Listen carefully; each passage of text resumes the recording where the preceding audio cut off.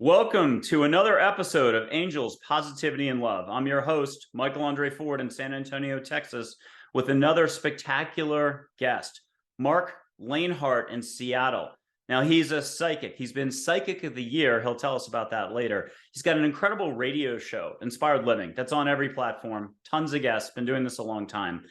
He does developmental groups. You'll have to tiptoe in, but you can reach him on his website. That's exactly his name, Marc, and that's with a C, Lainhart, LAINHART.com. But you might as well call him Lionheart because he's fierce. He's helped a lot of folks. He's done a lot of incredible things. He's going to share some of those experiences with us.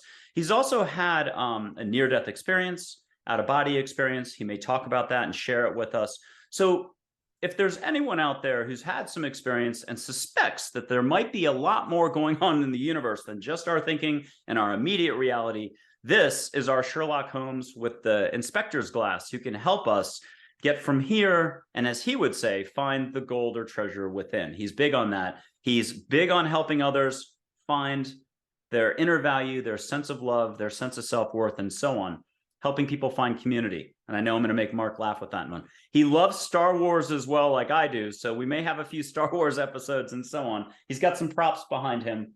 And that's about it for the intro. I'd like to, before we have him do his own introduction and explain the different ways people can listen in on his show. I'm not kidding. It's everywhere. It's a radio show. It's incredible. Before we have him talk about his background, and before we get to some of the big issues that this show covers, including angels, I wanted to just see if he had a example, whether it was seeing angels, feeling angels, or something else that he wanted to share with us to give us some flavor on the ground. And welcome, Marc Lainhart. First of all, welcome. Thank you very much for being on the show. Thanks, Michael. Thanks for having me on the show. And yes, lots to talk about. I think we have some time to actually do a little exploration and discovery in these next few hours. And I always like to say, dare to dream, dare to explore, dare to live, and discover that diamond within. That is what the intuitive prospector is all about. Everybody's prospecting for something. So thank you for allowing me to come on your show and have these discussions, which I love, talking about everything from angels to meditation to metaphysics to spirituality to aliens to the unknown. And I always, for your listeners, for your audience out there, I always remind people, just because you don't see it does not mean it's not here. And that doesn't have to be anything scary or nefarious. But if you think about in terms of the microscope, before the microscope was invented, people debated for hundreds of years. People even died to defend their debate. And then the microscope came into our awareness, and we realized that there's a world that we can't see with the actual physical eye. And that kind of changed the narrative and the debate. And then it's the same thing with the telescope. When Copernicus pointed his telescope up and said, hey, religious leaders of the time, I hate to break the news to you, but actually we're going around the sun. The sun's not going around planet Earth. And they're, what do you mean? We're going to put you in home arrest for the last 12 years of your life because we can't have you spreading these, that misinformation, if you will. So if you apply the microscope, if you apply the telescope, it's proof and it's science that there are things around us that we don't see or hear, but they are in our energy. They are part of our world, and angels are no different. I definitely believe in angels. I've had angels experiences. I had my first angel experience at a meditation that I did here in the Pacific Northwest. My first actual seeing an angel, and she was very, very tall. And we were doing a meditation on a Forest Friday hike, and we would hike into this great big waterfall that would come down. And I would say the waterfall itself was probably about 7-8 stories compared to a building height. And that's how big the waterfall would run down. And it's a beautiful, easy hike to get to, but beautiful place to sit and to connect to nature, to connect to yourself. And then, of course, connect to those things that are not necessarily seen, like elementals, like angels, like the spirit world. And when I had my experience, it was actually quite intimidating, because when you open your eyes and you see a 7-story angel, standing before you, you kind of, rub your eyes like, am I really seeing what I'm seeing? And then it just kind of faded away. She faded away with the mist of the waterfall. So that was my first experience, actually seeing them here with the physical eye. And one of the things I teach on, Michael, is we have 3 eyes in life: 2 to look, 1 to see. Not everybody has this eye open. This eye can be very closed for some of your audience members. But when this starts to open, this is where you start to, see things. I always like to say, explore the unknown, see the unseen, because we're somewhere in between as far as this journey, or what I call soul adventures. So it's, not the first experience I had with angels. It's the first experience I had with an angel with the physical eye. My first experience, which I would call angels back then, is when I was about 5 years old, as a normal 5 year old exploring my world and the curiosities of my world. Literally fell from a tree about 25 feet up, was riding the branch like a horse, having a great time. And that's the last thing I remember. But long story short, crashed down on my face. Luckily, didn't paralyze myself, but did cause some internal injuries and was in a coma for 3 days. And during those 3 days, I walked and I was shown around this world of ours, but just in a different way. And I walked with two very tall people that weren't male nor female, and they held my hands and they showed me around. At the time, I called them the shadow people, is how I would describe them as a 5 year old. But when you say shadow people, that can make people a little scared. Like, what do you mean shadow people? No, I look back and they were most likely angels. They were helping me between this conscious incarnate world and then where I was in the discarnate, or the spiritual world, or some people call that heaven, or the afterlife, because I was in this coma and wasn't coming out of it, and they weren't sure I was going to actually survive. And then I did come out of it. But that was my first experience as a 5 year old.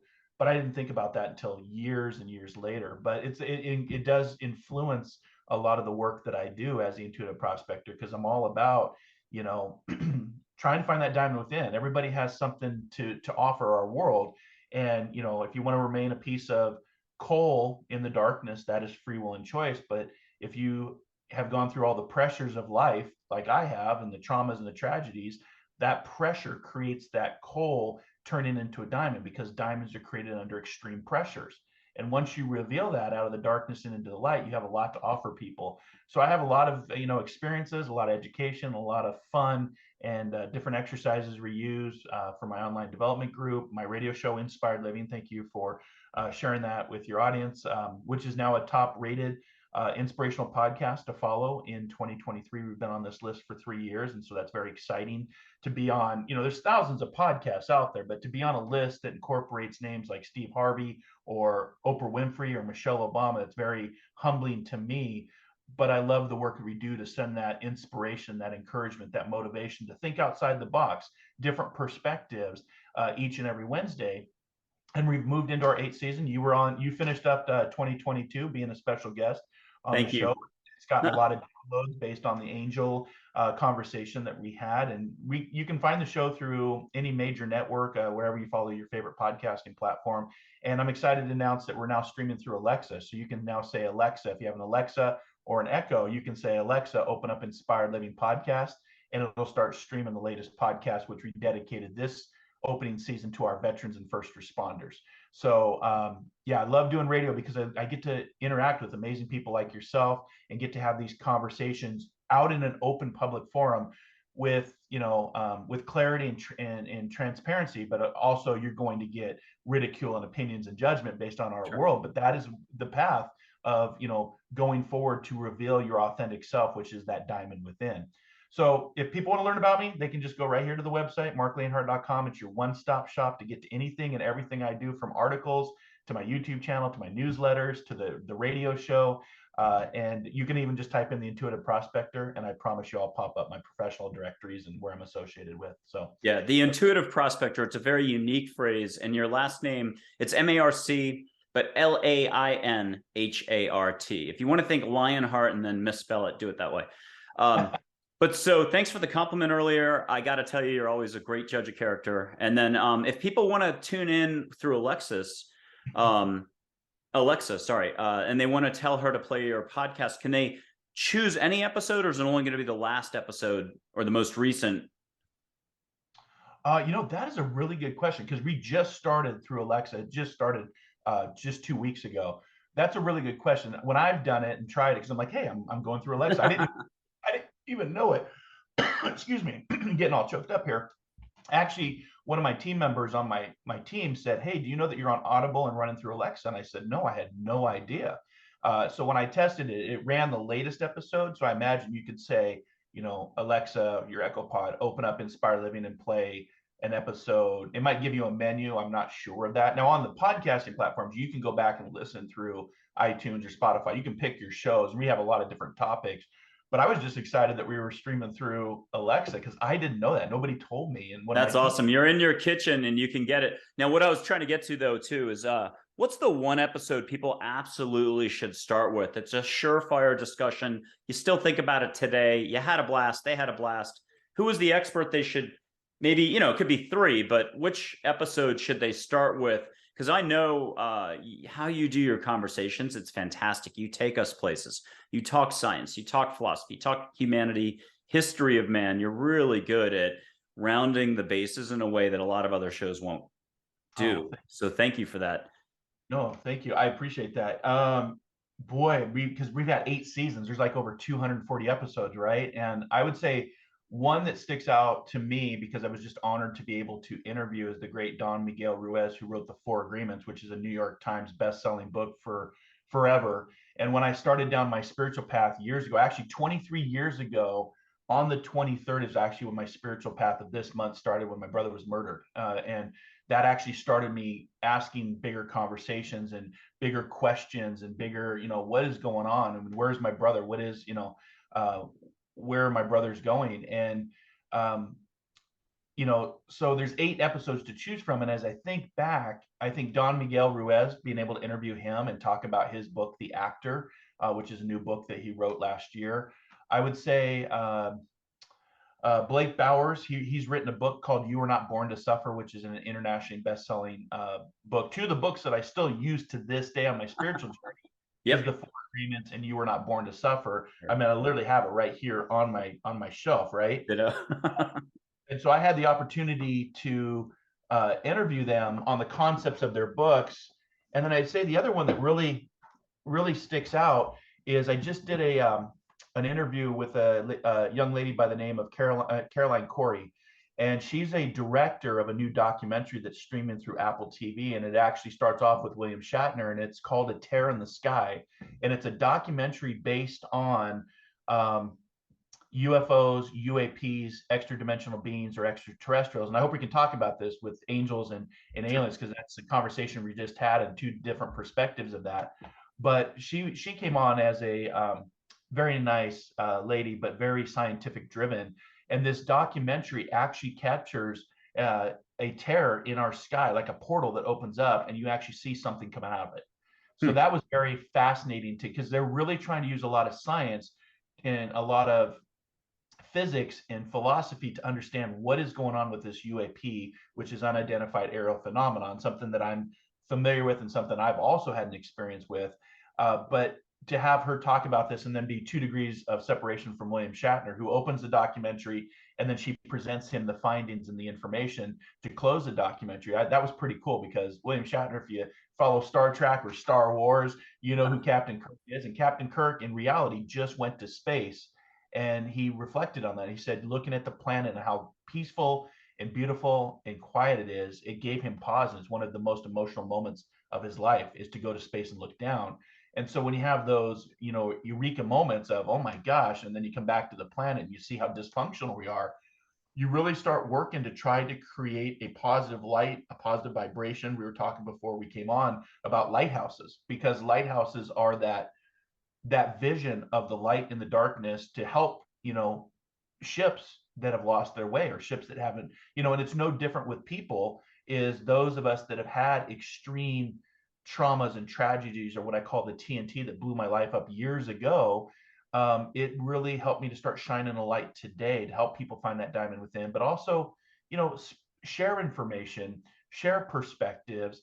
You know, I always say I'm like a buffet. You know, when you go to the buffet, you're going to pick and choose what you want. And that's what I do. I offer a lot of different things, and you may agree with them and you may not agree with them. And that's okay. You get to pick and choose what you want, but I still love to deliver that as a light worker, as a lighthouse. And what's interesting is I was just telling you, I used to take care of lighthouses. The end of my Coast Guard career, after 8 years in the Coast Guard, I actually worked here in Seattle on the aids to navigation team, taking care, repairing lighthouses, making sure the Fresnel was lit and rotating and working, you know, because they still use lighthouses today. Not as much because of technology, But back in the day, lighthouses were the way to find your way, to navigate, in the darkness. And that's what I do today as the intuitive prospector. Hey, lighthouses are important. Part of my life in the past, Nantucket, there's 3 lighthouses there: Sconset, Great Point, Brant Point. And my stepfather was Coast Guard. That's what we were partly talking about before the show. ABC's Person of the Week in like 1988, when Peter Jennings was alive, did an oil spill cleanup and helped save Newport, Rhode Island's beaches and so on. So Coast Guard, very important. We're going to hear about that in a little bit. Why don't you tell us a little bit about either growing up, you're in Seattle now. Tell us something about, again, you mentioned the childhood experience. You mentioned seeing the angel in the falls. Why don't you pick up from there in terms of realizing there was something going on? You lost your brother. And you also realized you had skills: listening, feeling, knowing things, helping others later tap into their own well-being, their being, and so on. Give us some flavor on how this evolved for you. Yeah, great question. It actually, I tell people when I'm asked this question, I actually went to college to learn to do what I do. And people are like, wait, there's a college out there? So let me kind of backtrack a little bit. Oh, in England or the UK? In the UK, but that would be later. I actually went to Okay. college here in the University of Washington here in Seattle because my focus was on sports medicine and human performance, because I've always been tied to medicine. I'm a certified healthcare provider. So that's where I thought my path was taking me. But it was 23 years ago this month on the 23rd that my little brother started my journey of this, spiritual, psychic, mediumship, metaphysical journey, if you will, of the intuitive prospector. And he was unfortunately murdered and taken from us on a Sunday. And then 3 days after his passing, we buried him. And then my older brother was diagnosed with terminal brain cancer, all within the same week. So overnight, over in that span of that week, I became the last brothers of the 3 of us. And it really, it was a paradigm shift. It really transformed me to really start thinking about life and death and my own mortality. And at that time, I was actually getting out of my Coast Guard career, and I was going back to school while I was working for the fire service, because I got out of the Coast Guard and became a firefighter EMT.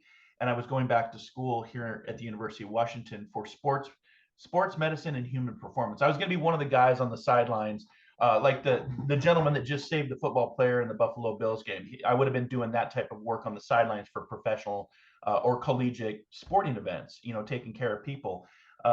And it was an instructor that came up from Stanford, because our instructor, she was in a car accident, so she couldn't finish out the quarter or semester or quarter. I can't remember. It's been a long time. And this was back in 2008. And this professor had a background in spiritualism. Now, he didn't teach that in the curriculum, but we did a lot of different meditative stuffs. And the course was actually called Visualization, Manifestations, and Meditations for the Professional Athlete. Had nothing to do with psychic or spiritualism. And so we would spend the whole semester or quarter, one of the whatever it was, that whole time we would do different types of meditations: walking meditation, breath meditation, going outside meditation, tension release meditation, visualizing, manifesting things that we want. And it's through that process that I actually started to reconnect with my brothers that had since then moved into the spirit world in early 2000s. And so when I started to hear them and become aware of them, I'll be honest, Michael, it freaked me out from a logical, rational mind, educated mind, to be like, okay, you've gone schizophrenic, Mark. Oh, no. Crazy, but you can't, a crazy person doesn't know they've gone crazy, right? You can't necessarily self-diagnose yourself, but that is the self-analyzation and the self-critique I was having of myself. And I'm like, no, there's got to be more to this. This is either real or this is BS. So I started to explore, and I started to discover that would lead me to pathways to eventually that would lead me to that college in England, the Arthur Findlay College. But I actually started out at the Berkeley Psychic Institute in California. And it was from there that I was recommended that I go to the Omega Institute in upstate New York. So I went from there, and I believe you teach at the Omega, right? Yeah, last summer. So I went to the Omega Institute and had my first mentors, John Holland and Janet Nohavik. Janet has recently passed into the spirit world, but it was Janet she was a nun for 30 years. So you want to talk about angels and dedication to the religion. She was a nun serving as a nun for 30 years, and then decided to leave the practice and become an excellent psychic medium and teach people about the afterlife, the Summerland, heaven, whatever your perception is of, death and dying. And it was her that actually recommended to me all those years ago to say, hey, Mark, you need to travel to England. There's a college there upstate, up north of London called the Arthur Findlay College. And the locals there call it Spook College or Hogwarts, because you literally get on a train and you go to this college that's been around. The estate's been there for a long, long time. The church, I believe, is like tied to the 1200s. But the actual estate, the Arthur Findlay estate, was actually left to the Spiritual National Union in the 60s. But they've been teaching courses there since the early 1900s. But he wanted to leave his estate so spiritualism could continue on in a place to learn and grow and understand. So the focus is psychic sciences, and I love that they use the word psychic and sciences in the same sentence, because we all have that intuition. We all have that psychic ability, and the reason I say that, in today's society, people, they see psychic and they want to, future lottery numbers or when am I going to die? And that really has nothing to do with the journey, because the word psychic at its root means of the soul. Psychosis means of your soul. So everybody is psychic because everybody has a soul. And if you don't have a soul, that maybe is a different topic for a different time and a different show. But I started to learn about my own intuition, my own psychic abilities, my own mediumship abilities to connect with what is unseen. Like we open the show, just because we don't see it doesn't mean it's not there. And I help now people develop their intuition and their awareness and their diamond within through their natural clairs and abilities. And we can talk more about that.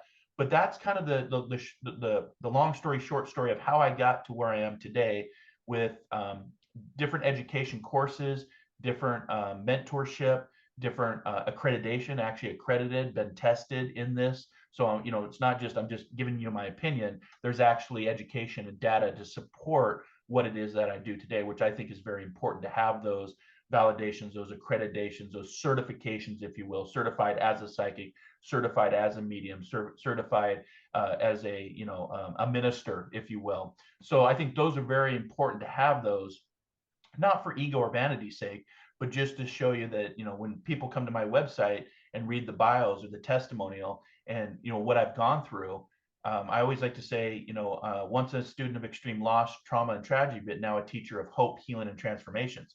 So where I was to where I am today, to help people, to inspire people.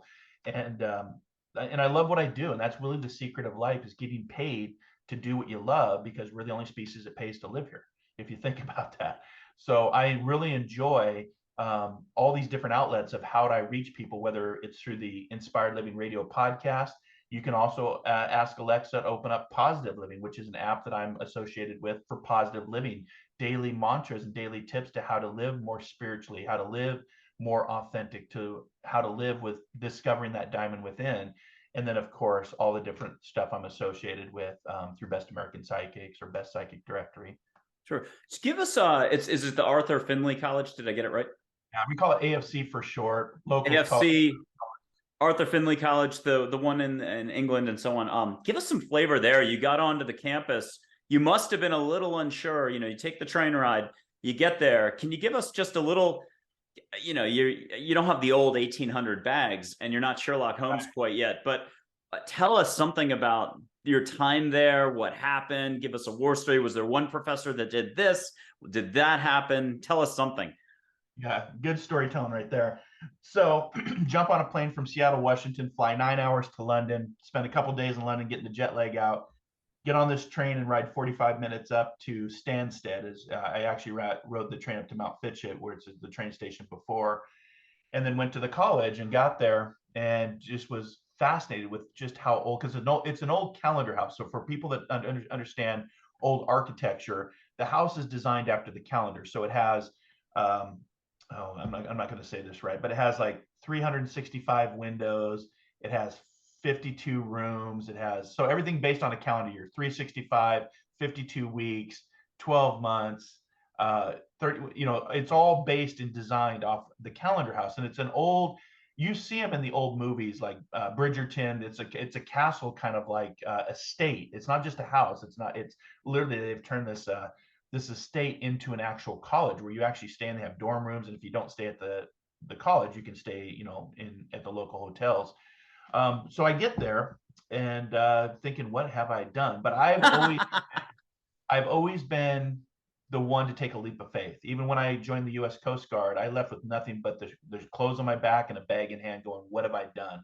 Especially as you get to Cape May, New Jersey, and they're like, hey, welcome to Cape May, New Jersey. Now get the F off this bus and get on your little triangle and stand at attention. You know, you're in your mind, you're going, what have you done? Well, that was this same scenario. Like now I'm out of country.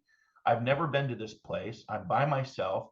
But I've always said, if you don't risk it, there's no biscuit. I've always been one to take a leap of faith because it's outside of your comfort zone is where you're going to grow and transform the most.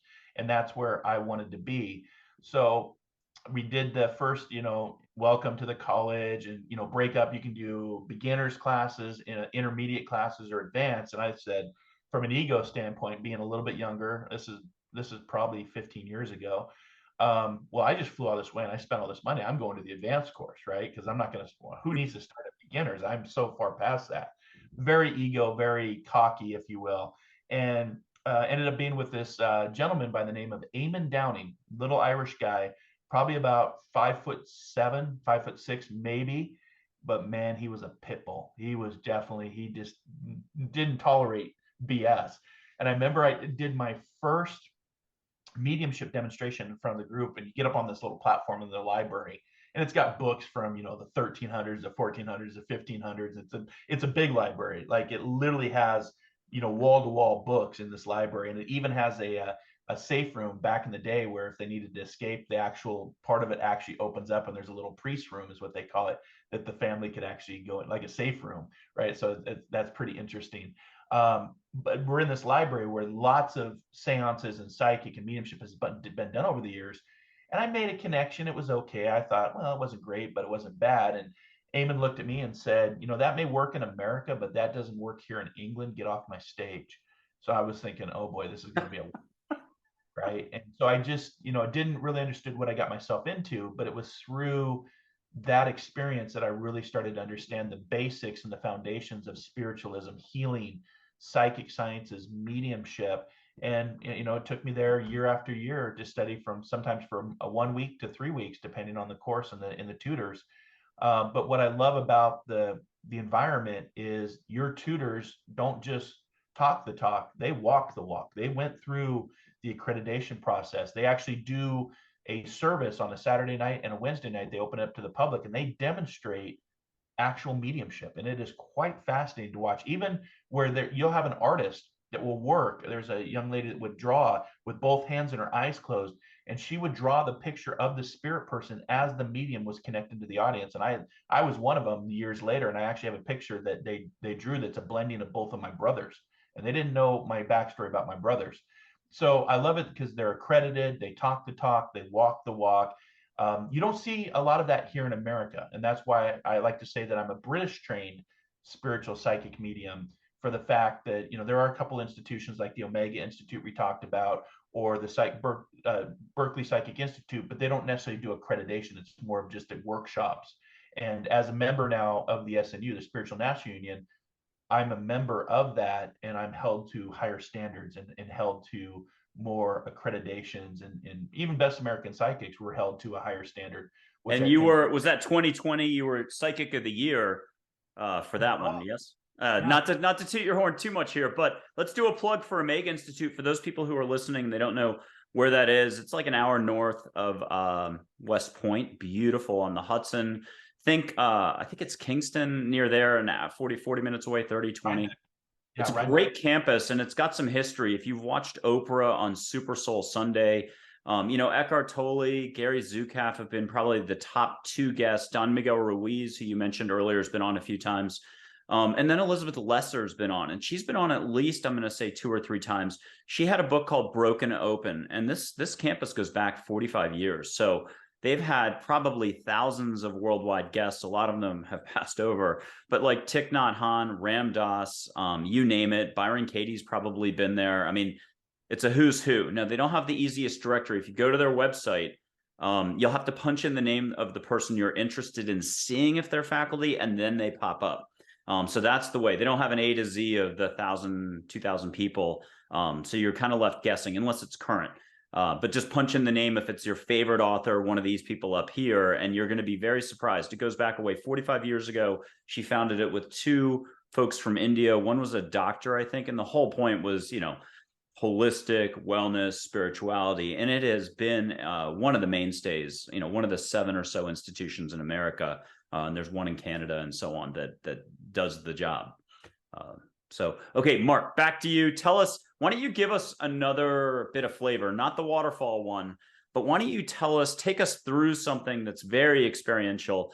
Half of us would run for the hills, the other half would go to the eye doctor to check our eyes right afterwards. I've gone to have my hearing checked after a flight back from the Boston Marathon. I was just popping or opening up, and I had the flu. I knew I wasn't going to be able to maybe finish the race. I dropped out at the halfway point, but I was running a record pace, been running for 40 years. And I'm content. Most runners would be really upset about not finishing, and that includes me. But I got on that JetBlue flight, and that was the first time I saw auras, and it was on every other person. If you ever see all black over everyone, don't get on the plane, get off the plane. But the point of this is, I could not believe that. I took it. I didn't freak out, didn't try to get off the plane, but I had ear pressure for the next 3 weeks as if I was at 30,000 feet. And it was definite signal. And I met this amazing ear doctor, and we bonded. I had these checks. Turns out my hearing was better than I thought. The second I got out of the place, back in the car, it kicked right back in. So that was kind of a very funny situation. You go to the ear doctor, you do the American thing, you do the scientific thing. You're like, this can't be happening. And the pressure comes right back after I leave. And this guy was out of the notebook, the doctor. He and I chatted. His cousin ran in an Austin running group. He drew a map of what happened to his mom and dad in these nursing home setup, of how when she passed, and he is the equivalent of an Alzheimer's patient with no cognition. He woke up from that, went to hold her hand as she died. And this is a doctor taking an extra 40 minutes to draw me a map of the hospital and explain how he sort of woke up, went to hold her hand while she was dying, and made it back to his room when he never knew where she was in the first place. And I just could not believe that I had a moment with this guy. He's a fantastic doctor, ENT in Austin, and it just blew me away. So there's little things like that on your journey that will happen one way or the other. Marc, what's something you've got for us that gives us flavor about your path, your journey, you're opening up? Where to choose? So many soul adventures. But real quick, it reminded me of a story going back to the Omega Institute, because the last time I was there to study, about 24 hours before I was to leave, the Clintons were coming in, not to get political, but the Clintons were coming in to do a speech at the Omega Institute because it's in Rhinebeck and they live in Rhinebeck. But what was so funny is, before any former presidents go to a place, Secret Service comes in and has to do a scouting of the area. So it was so funny, as we were getting ready to pack up for the end of the week for the workshops that we were doing, you see these gentlemen walking around trying to fit in the Omega Institute, and they're wearing black socks and Birkenstocks, and they just did not fit in. You could tell they were Secret Service because they're casing the whole area, the kitchen, it's like for those who have been to Omega, it's like a summer camp. It's an old converted, summer camp with cabins and all sorts of great things. Kind of reminds me from Dirty Dancing, the summer resort in Dirty Dancing. That's kind of where it reminds me. But it was so funny to see all these Secret Service agents right before I left trying to come in and fit in and be undercover, and they just did not fit in at all. So that was a funny story about Omega. But as far as, boy, there's so many in my journey. The conversations I've been having lately are based on, UFOs. I've had an experience when I was in the Coast Guard off the coast of Puerto Rico, which is tell us about that one. That's a good one. Yeah, and with what's going on in society right now, I call it the drip, drip, drip, because we're getting a lot more information about, ufology, whether you follow it or not. It's the longest running conspiracy theory in mankind, going back in paintings to the 1500s. But the Pentagon just came out just recently with a report that they're actually concerned now from a national security standpoint that all these people are seeing all these UAPs or UFOs, which is unidentified aerial phenomenon. And until you've had that experience, like you and I have had, yours with the angels and mine with the spirit world and UFOs or UAPs, it's really hard to relate and not bring your opinions and, oh, that person's crazy, or that person, there's an old saying, if you see it, people call you insane. But if somebody else sees it, they call that religion, right? So it really is an experience that I had back in the late 90s, we were off the coast of Puerto Rico, very high traffic area for UAPs or USOs, underwater submerged objects in that area. Are you on And a cutter, a Coast Guard cutter?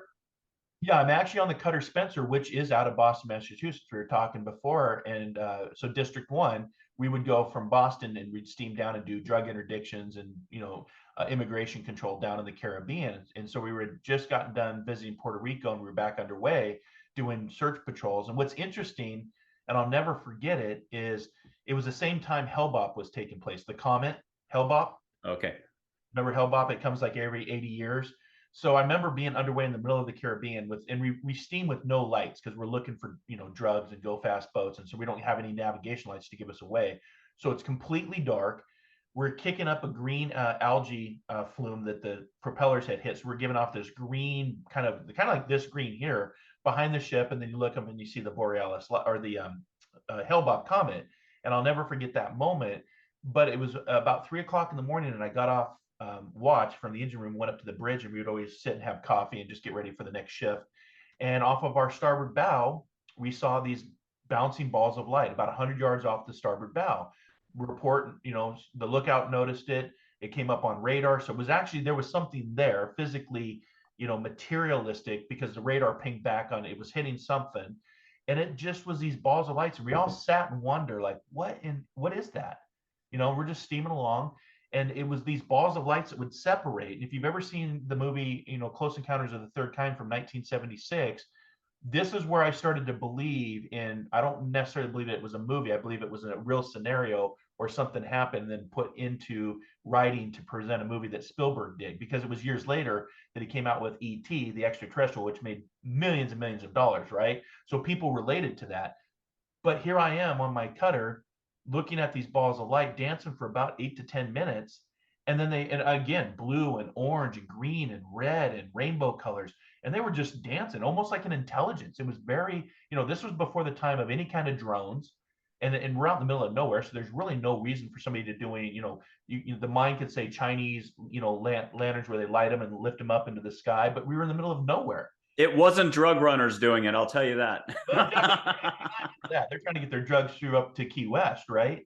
So these lights danced like an intelligent dance of higher intelligence. And I didn't feel threatened by it. That's the other thing. I remember going back to the emotion, going, this is fascinating, not nefarious or scary. And then all the balls just combined into one and shot down into the water.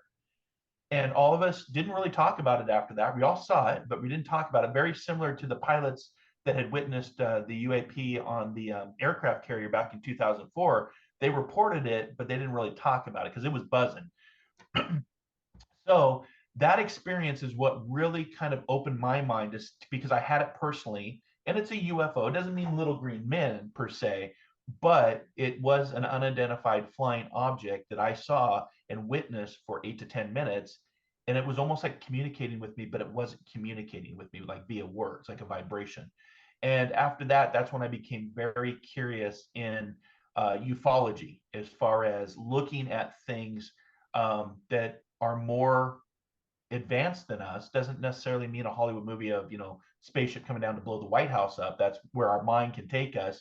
But there is something going on to this day. And I had predicted in our Roaring 20s that we would have full disclosure and first contact within this decade of a species that is either from here in our oceans, because there's a lot we don't know about our oceans, or from outer space, or have the ability to bend space and time because their technology is farther advanced than we are. And it will happen in this decade. And it's the drip, drip, drip that's taking place. And that's one of the experiences that kind of put me on this path to, just because we don't see it doesn't mean it's not there. Sure. Now, I've never shared, I don't think on air, two careful. very quick experiences, very quick.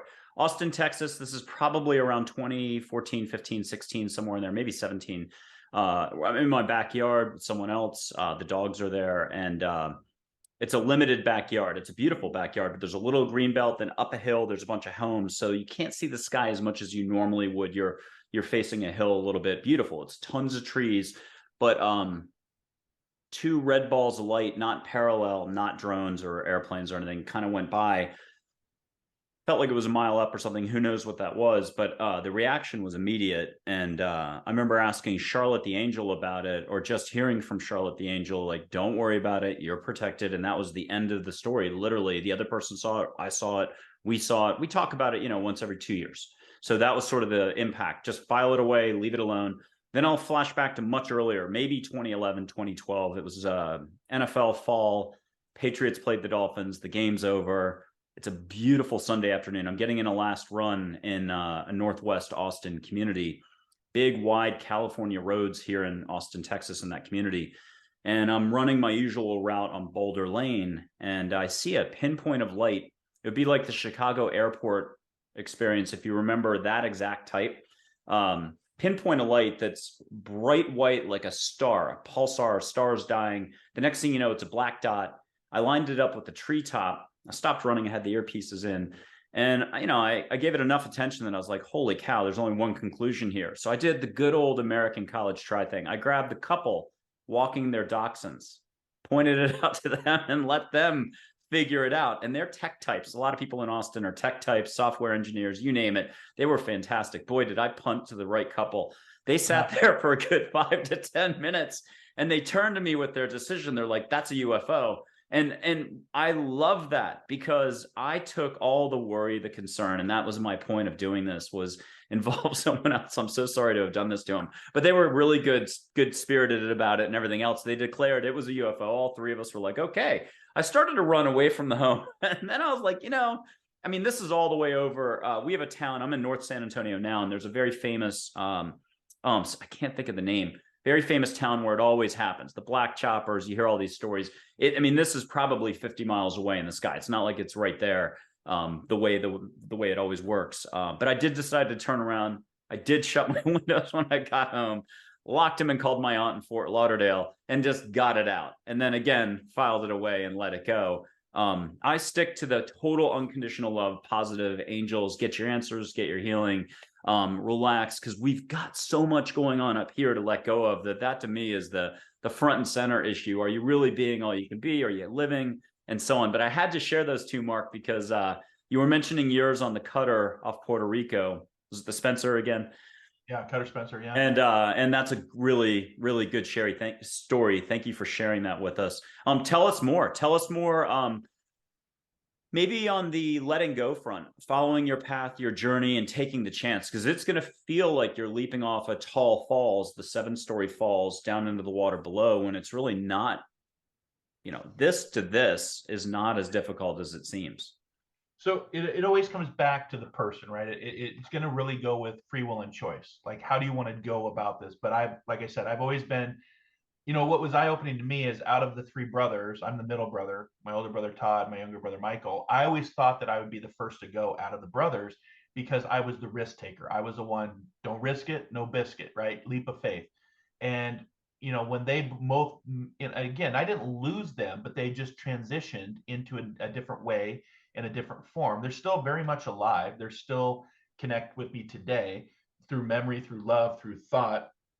And when that happened, then I started to kind of look at things like, okay, I'm going to go down this Alice in Wonderland hole, if you will. Because remember when Alice asked the rabbit, or is it the caterpillar, how far does this hole go? And he says back to her, well, how far do you want it to go? And I knew, as I started to get into this intuitive prospect, or intuition, mindfulness, meditation, which started to unlock all these doors to allow me to start to see what is unseen.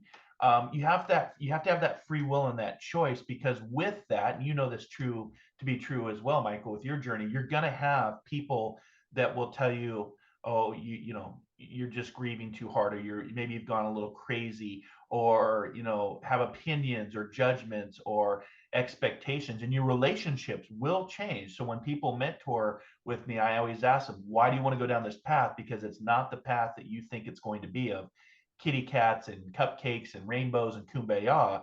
There will be some, transformations, just like the caterpillar becomes the butterfly through that severe cocoon struggle to get out of the cocoon. That's what this journey is.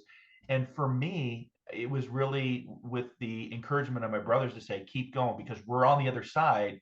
And rationally and logically, people will look at that and say, well, he's talking to people that I can't see, so he must be crazy. He must have, lost his way. And so when you go down this path, be prepared for judgment, be prepared for opinions, be prepared to have your relationships change, which isn't easy. But if I go back and look at everything that's transpired to this day, I wouldn't change it. I would still be doing what I do today.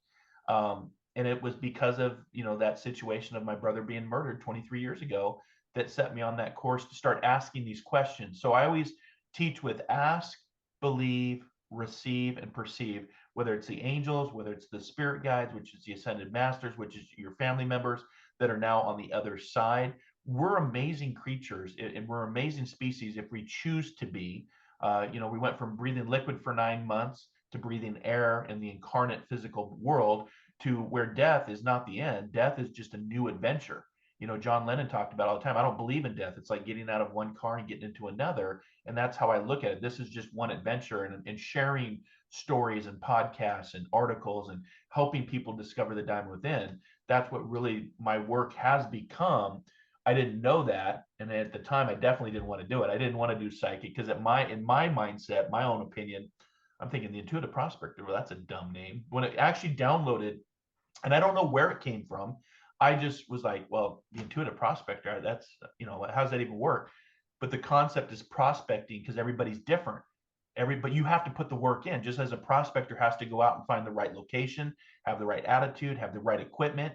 And yeah, you may work at what you're working at and be covered in mud and dirty and, just filthy. But when you find that gold, when you find that, that diamond, here's my panning bowl right behind me. When you find that, all of that effort and all that, being dirty and covered in mud goes away. And you're like, oh, I found what I've been searching for, but you got to put the work in. So what you put in, you get out, the universal law, if you will. And so for me, it really comes to free will and choice to start asking these bigger questions, because you'll know this to be true as well, that there are some people that don't want to ask these questions. We were just talking about UFOs. It changes their status quo. Some people don't want to talk about angels because what we don't identify or what we don't understand leads us to fear. And for me, fear is that false evidence appearing real, because there's a lot of things that are going on in our society right now, especially during our roaring 20s, that will continue to challenge, mindsets. People, that's fine. That's free will and choice. People can keep their blinders on and just plow their lane. That's fine. But when it starts to get disrupted based on angels or ufology or what the world is doing, then people get a little uncomfortable. Some will embrace it, some will run from it, some will be like, it's just BS, I don't buy it. And that's free will and choice. And what you have to decide for yourself, if you go down this path, whether it's psychic or intuitive or angels or mindfulness or meditations, is stay the course. The journey's long, but if you stay the course, as Winston Churchill reminds us, there's a lot of, if you stop to pet and talk to every barking dog along the way, you'll never get to where you're going. And in this journey, there's a lot of barking dogs. So you've got to keep your focus and keep, once you go down this path, once you're awake, you don't get to be put back to sleep. It's not like the Matrix. They're not going to put you back into the Matrix once you become aware and you start to increase your clairs, your clairvoyance, your clairsentience, your clairaudience. You talked about you had to get your ears checked because you were downloading that high ring that was coming in. And these are all part of the clairs, which are part of our natural sensitive abilities, just like see it, taste it, touch it, hear it, and smell it. We add the auric field and the energy field and the chakra field in our mind.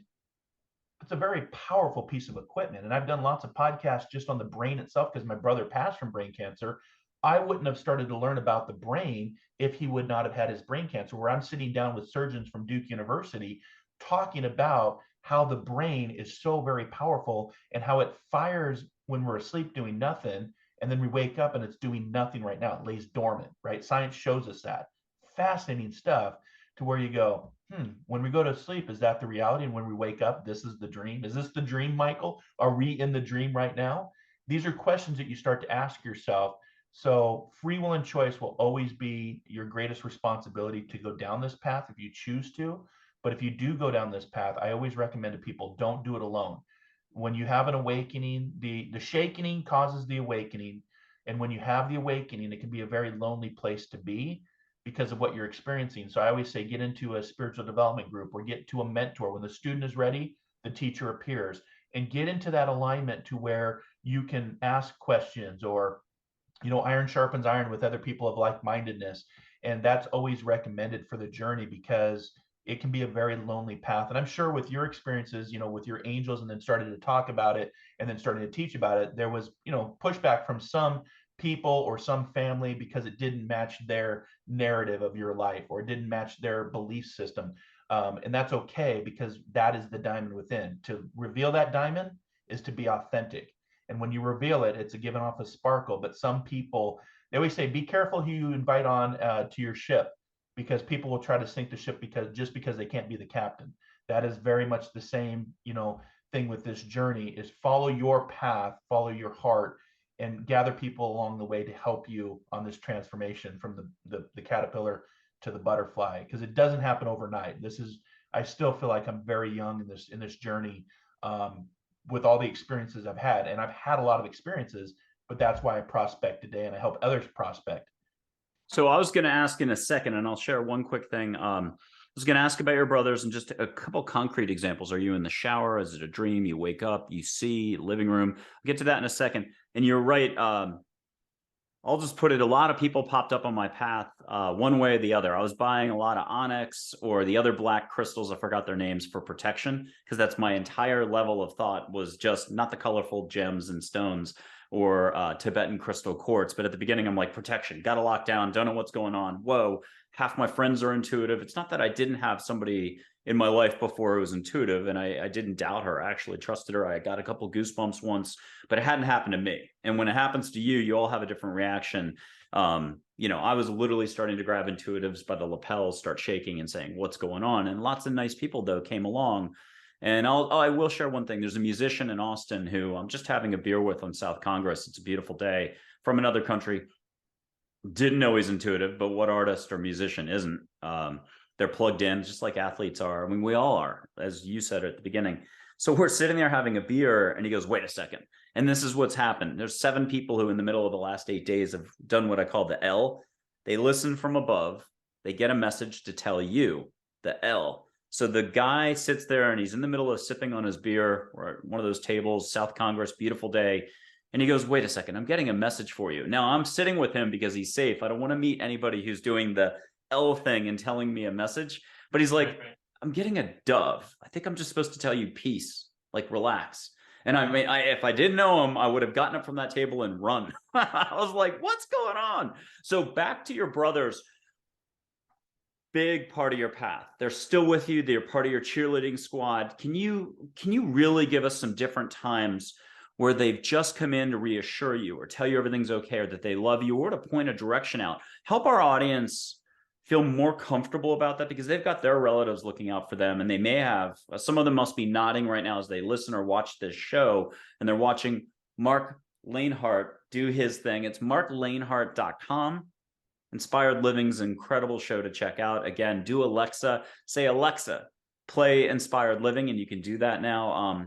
His website's great. He's had a lot of guests. He mentioned Don Miguel Ruiz before.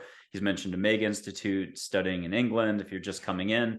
But have us have some flavor here, Marc, with your brothers. Yeah, so when are they not around? Remember, Eckhart Tolle teaches us the greatest agent for change is through your awareness. And, they're always around, right? It's when I'm aware in the incarnate physical world. Am I distracted by the latest technology, the latest news, the latest drama of the world? Or am I aware of my brother's presence? And one of the things I teach on, whether a mentor or my students in group, and I talk about this, is to ask, believe, receive, and perceive. And what you do, it's not just the words that you're saying, you're actually creating an energy. And from the laws of physics, we know that intent will follow energy. Once you set intent, that energy will follow. It'll start to manifest. The vibration will start to carry out. So that's why it's important to take your thoughts and put them into words, because that's a vibration that goes out. So that's why I say, ask, Michael, Todd, are you here? And then I take a sacred breath in, which helps bring my mindset down, which also is part of my belief system, because you have to have a little bit of belief in this, because if there's no belief and if there's no hope, then really what's the point, right? So that's why I talk about the belief. But your belief, because your audience members that are watching, I guarantee you there's all sorts of beliefs or non-belief, from agnostic to atheist to full believers, right? So I say practice that sacred breath, ask, believe, and breathe, and then you start to receive information. Now, it may not happen real time. Humans usually want it real time, right? It's like the girl in Willy Wonka and the Chocolate Factory. Well, I want an Oompa Loompa now, Daddy. Why can't I have an Oompa Loompa? Right? It's not going to always happen in real time because time is illusion. But you'll start to receive information, and then you're going to perceive whether you get a thought or you get the chills, like you talked about the chills, or a sense of just knowing, or you feel something in your heart, or you feel like there's this big warm hug, or cobwebs on your face, which is the spiritual touch. That is the perceiving of the information you're receiving, because the only reason we're understanding one another right now is we're communicating with the vibration off a vocal cord. But when you start to broaden your awareness and you start to ask, believe, receive, and perceive, you're going to start to receive signs, symbols, synergy, synchronistic events, coincidences. And Einstein was really big on synchronicities. He always said that synchronicities were God's way of remaining anonymous, whatever or whoever God is for you. I don't tell people that because I don't know. And I've had 2 NDEs, 2 near-death experiences. You think that I would know, but I do not know. I just know that there is something bigger than ourselves. So when you ask, are my brothers around all the time? People are like, well, do they see me in the shower? Well, yeah. Do they see me behind closed doors? Yes, but they're not looking at you from an earth. They don't care what you're doing. They're just there as guidance and as a foundation of support when you need it and when you become aware of it. So how do I know that they're around me? You can't see in front of me, but in front of me on my desk, I have 3 stacks of dimes that are about this big. The stacks themselves, 3 stacks. Because wherever I go, I'll find a dime. I will find, now logically somebody dropped it, or did they? And when I get a dime, that triggers my mind to think of my brothers. That they're around. And I found dimes in hiking trails. I found dimes I was just in the Netherlands, in Amsterdam, and I found euros that were dime related. And so that is the confirmation. That is the confirmation of that they're with me. That's one of several ways that your loved ones can confirm your, ask, believe, receive, and perceive. They can validate through those signs, symbols, synergy, and synchronistic events. And synergy is the energy that's in your heart. So let's go into medicine real quick. Your heart beats based off an energy spark. Some call it the divine spark within. My tutors, my instructors throughout the years of medicine can never tell me where the spark comes from. It's just an electrical pulse that when you're, breathing and living, that pulse is going on and making your heart go. But we know by the laws of physics that when the energy stops here in the heart, the energy has to go somewhere by today's standards of physics. It just doesn't cease to exist. You turn the light on, the light bulb turns on, you turn the light off, it goes back to its source. So that synergy is the energy in your heart that's now blending with things that are not seen, called synergy or spiritual energy, which is synergy, my definition of synergy. And there's a blending, and if you become aware of it, they're aware of us, we're just usually not aware of them. So I get lots of examples of when they're around, or the coincidences or the synchronicities, and my ego mind goes, oh, that was just a synchronicity. But then my higher self goes, or was it? Was there a message to be gleaned? Was there something they were trying to share with you or tell you? Because they're not going to make the decisions for you. That would go against free will and choice. But they will give you markers if you're paying attention. One of the best stories I have for your audience is I was on a bus a couple years ago, and you can open up Alexa and ask, open up positive living, and you'll get tips about how to interact with what is unseen. And one of them is called a body double. Now, you're an expert in angels, and you sometimes have to ask yourself, was that actually a human being, or was that an angel working as a human being, right? Because I've had this thought many times. But I was on the bus going to work. I work downtown Seattle at the Federal Building. And there was this young gentleman sitting on the bus across from me. And Michael, my little brother's name was Michael. And I'm looking at this guy, and it's uncanny how much he looks like my little brother, that I find myself staring to where now, your intuition and your auric field can pick up when somebody's staring at you from a distance. It's that intuition, like, why is this person staring at me? Well, the young kid finally turns around and he goes, can I help you with something? Why you keep staring? I'm like, I am so sorry. I'm being so rude. You just remind me of my brother.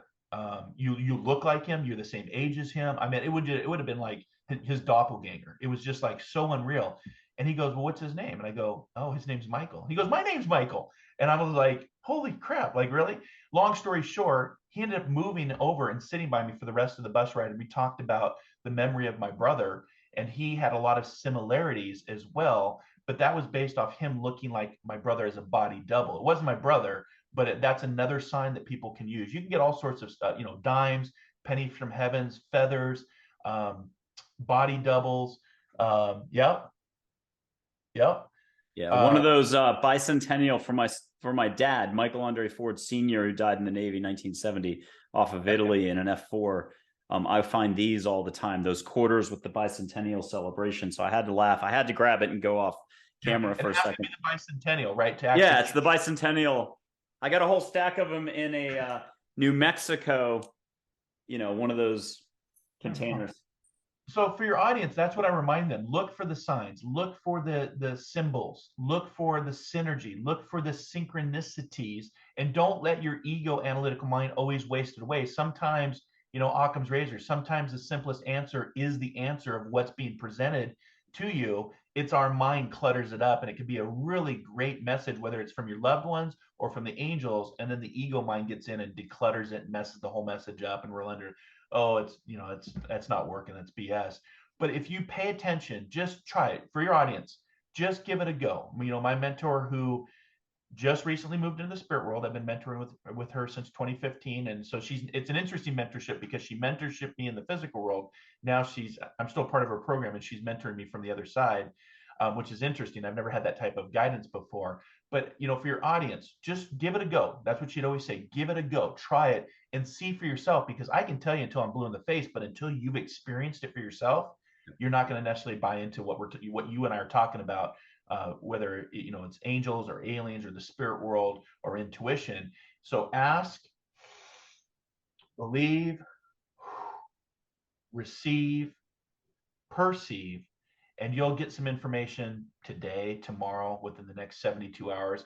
And it will come usually in the form of nature. Nature's our greatest connection, our greatest source of information. I have a spirit card here. I was just doing an example. So I just pulled a card, an example, the monkey, try something new. So in the next few hours or after today's show, if you see the monkey, that's the universe way of talking to you or your loved ones, or whatever your belief system is, your ascended masters, the angels, your spirit guides, your family members, what have you. But if you just synchronistically see a monkey holding an apple, whether in a movie or in a magazine, it's telling you try something new, give it a go, because most people want a big booming voice from the sky to say, Michael, we need you to do this. I guarantee you it's probably not going to happen. And if it does, you need to call me so we can chat about it. But that goes back to learned behaviors and religious beliefs and ancient scriptures that talked about the connection to God. But God is so universal. They can find different ways to connect with us, not just through a vibration off a vocal cord. So the question comes back to, are you aware? Because awareness is the greatest agent for change and transformation. And that's what I teach on: the physical, the emotional, the mental, the material. The material definitely has an effect on us, and the spiritual world, called the PEMS. PEMMS is one of the classes I teach on. And it teaches you to be more broad-minded, not narrow-minded, but broad-minded, that you're more than just a flesh suit here working a 9-to-5 job, that you're an energetic spiritual being first, that incarnated here to have a human experience and to experience life, which is learn it from experience and then move on to the next adventure. And a lot of people don't realize that they're more than just a physical flesh suit working a job. You're so much more than that, and you can really make change and transformation in people's lives. And that's what I teach on, and that's what I podcast on, and that's what we're talking about today. I love it. I love it. Hey, so you mentioned Don Miguel Ruiz, and if you want to talk about him a little bit more, or who are some of your favorite experts, authors, people, think of the last 20, 30 years, maybe all the way back to Seth Jane Roberts, called Light Beings. Seth, light beings exist, fairies exist, angels exist, your relatives exist, is the most I'll say. I've got photos of them and stuff like that. Who out there has been on the landscape? A lot of these figures have brought us awareness, the concept of awareness, and then it's up to us to grow that awareness in our heart. More love, call it whatever. You were just talking about this, getting out of the mindset and more into the heart. Talk to us about who are some of those other lighthouses out there that you've enjoyed that people can check out, movie version, book version. Who in your opinion has done us a great service by bringing us, some amazing words on paper that help us feel presence? Yeah, there's so it depends on what category we're falling into, right? Are we talking philosophy? Are we talking, astronomy and ufology? I think of people like Carl Sagan. I think of people like Edgar Casey, the sleep prophet, people that would tune in. I think of people like Gene Roddenberry, who after his death, his wife confirmed that he actually was a seer, and he would write a lot of his science fiction in the late 50s, early 60s, to where today that science fiction has become science fact. So he was seeing ahead. That he's gleaning the future. Eckhart Tolle, The Power of Now, that really helped me with um, my grieving and my trauma and tragedies that I was first going through when I first started to be open to all of this. Eckhart Tolle, would teach about the power of now, how we're so good at projecting to the future and so really good at self-sabotaging in the past that we forget that the true power is in the now. Don Miguel Ruiz. I started to read a lot of different books. Michael Singer, who wrote The Untethered Soul, was some of the influences for me. There's a story, that card that I just showed you, actually, his name is Dr. Stephen Farmer. And years ago, of all things, we were in California wine tasting, and we were up in a cabin up above Calistoga. And I'm talking out in the mountains with, wild turkeys and geckos on the roof at night and stars. And I came out with a cup of coffee and standing on the deck, and out about 10 yards from me, not more than 10 yards, was this little fawn, cute little fawn, spots, grazing. All of a sudden it lifted its head up and jumped out into the bush. And all of a sudden I see this brown object coming from my left into the open field in front of me. And I thought it was the mom. And it was actually a mountain lion. It was about a 200-pound mountain lion. Now I say she because that's the impression she gave me, that she was a female. She comes into the field and she turns towards me. And I'm just sitting here enjoying my coffee. The only thing I can do is say, don't run, don't run, don't run. Because I remember from my days in wilderness EMT training, they always said, if you run, they look at you as prey. So you have to get yourself big. So I'm literally saying, don't run, get big, puff yourself up. So I'm doing this on the deck. And before me, if you've ever come face to face with a mountain lion, very intelligent, and one of the most intense situations in my life, because if she wants to jump at me, I'm not getting away from it. So we had this stare off for about 30 seconds, which felt like 30 hours. And then she slowly turned and went after the fawn because she was hunting the fawn. That was the whole thing. I interrupted the meal, if you will. And so I'm thinking, thank God. So I go running back in and tell everybody, and they're like, sure, Mark, sure, Mark. But what was interesting is I got on the internet because I'm like, it's not every day you come face to face with a mountain lion and live to tell about that. And so I looked up and I found this book, and the book is called Animal Spirit Guides by Dr. Stephen Farmer. That's where I heard the name. Okay. Yep. So he's written a book, and this is years ago. This is literally when my journey was starting. And so I looked up, what does it mean when you come face to face with a cougar or a mountain lion? It ended up becoming my totem animal spirit. And it's about having courage and strength to face the unknowns. Well, long story short, 8 years later, he's on Inspired Living. And the card that you just saw is the card deck and book he sent to me for being a guest on the show. And I was really honored. And I told him that story about how my journey into nature and totem animal spirits, because nature's our greatest teacher, our greatest healer, our greatest engineer. And it was that story where it actually put me to where I use these cards today, like the monkey, to try new things. And so that's an example of how things can unfold over time that you wouldn't even imagine if you didn't take the leap of faith, or if you don't risk it, there's no biscuit. Because I didn't need to go look that up. What's a mountain lion mean? And then I would have never made that connection years later. So there's a lot of things out there, a lot of mysteries, a lot of mystique. But I always say, when you become more aware of the mystic, again, awareness, the mystic becomes more aware of you. And I take out that fear-based energy. Not learned behaviors of demonic or evil or a Hollywood movie. I don't subscribe to that. I haven't experienced it, and I don't go looking for it or ask for it either. But it is that fear-based energy of what we don't understand can lead us to fear. Just remind yourself, for your audience out there, fear is false evidence appearing real. Take that fear, face everything and rise. And you'll see the difference of what you don't understand and go, oh, it's not as fearful as I thought. There is a bigger perspective here. There is something happening here versus, but again, 70% of the population will be open to that. 30% of the population, history teaches us that, right? History teaches that 30% do not want to change status quo, don't want to be open to this. You and I are being able to talk about this openly in public, where 150 years ago, they're tying us up and burning us at the stake, right? Because we're talking about angels and mysticism and mediumship and psychic. And, that's the freedom of what we're doing today. And once people hear this, they realize, well, I too have had those experiences. I too have seen an angel. I've seen a UFO, or I felt like my loved one was around me. Your fur babies, doesn't even have to be human. It could be your animals, because animals are so brilliant. But I wanted to also just share a perspective, because I just had a conversation about this on my wisdom app. Because I was asking people about their thoughts, beliefs, and perspectives about UFOs, UAPs, unidentified air phenomena, and extraterrestrials or extra dimensional beings. And one of the gentlemen that came on and was talking with me, he said, well, it's two things. Are angels and aliens the same, just different perspective? Because if they're the same, then the perspective would be, okay, they're not from here. Angels aren't from here. Aliens aren't from here, right? More intelligent than humans, I would imagine, either aliens or angels, right? There's an intelligence there that's greater than me. Both have been noted to fly, and I'm sure you could validate angels flying, right? Aliens fly. Communicate telepathically. Maybe you could talk about that with the angels, about telepathically communicating.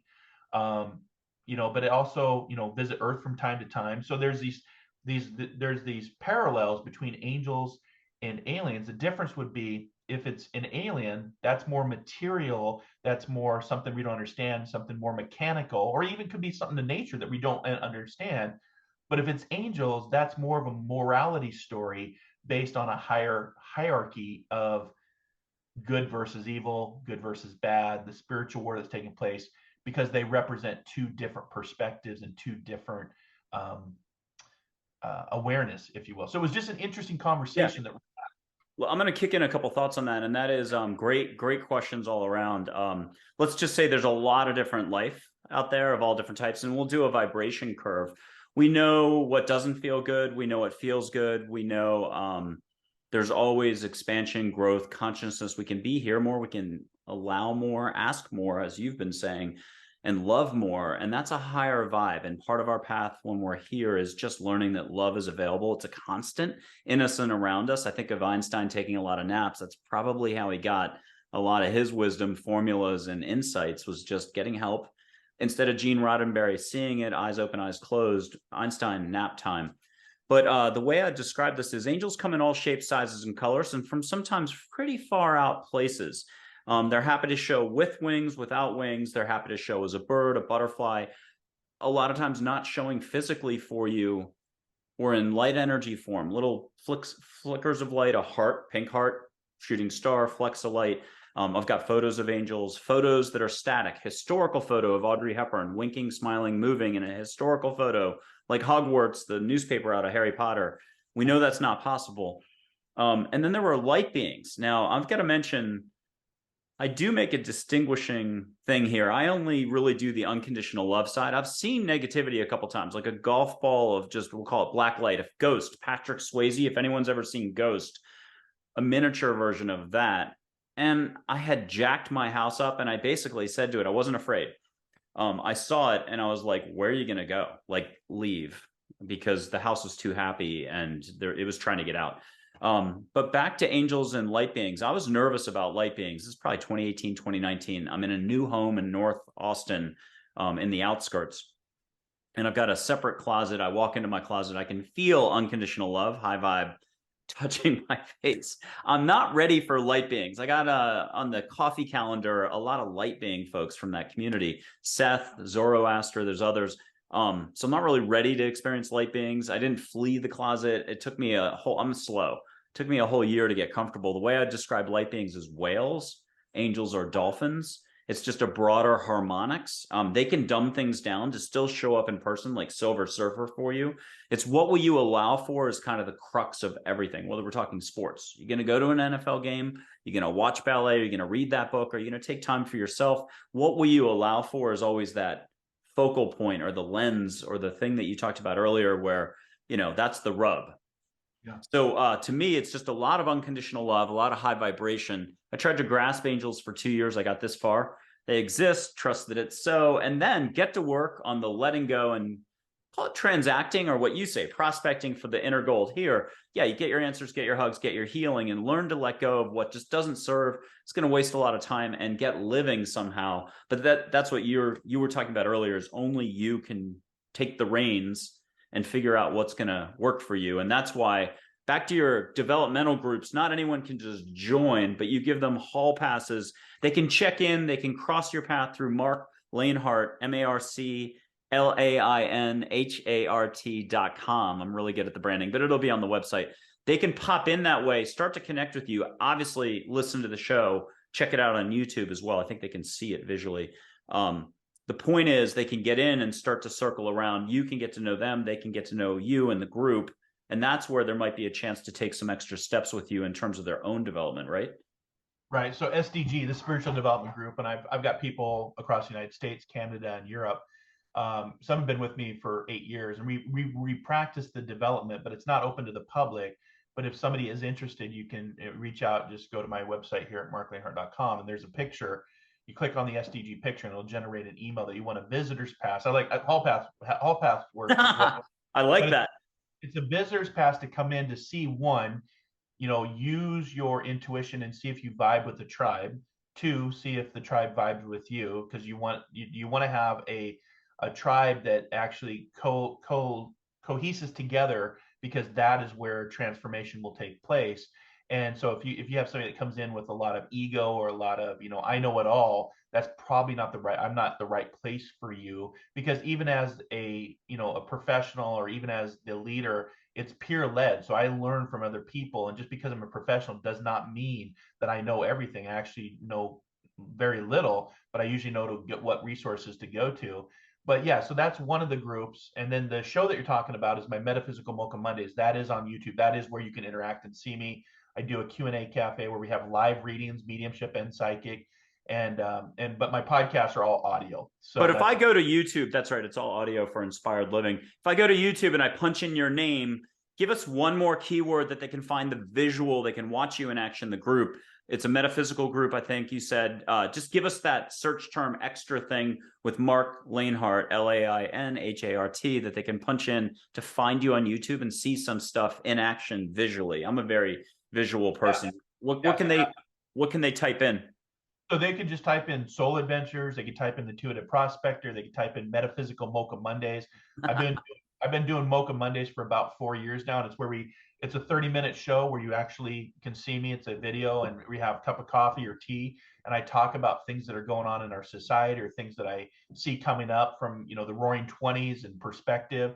And then after that show ends, I come back on and we do a Q&A cafe where people come in and ask me questions from all around the world. You know, could be psychic, could be intuition, it could be, you know, what's a great book read. It's very fun. It's a very, you know, great loving community. And of course, from time to time we get trolls and clickbaiters that'll drop in, and you know, that's the world of social media.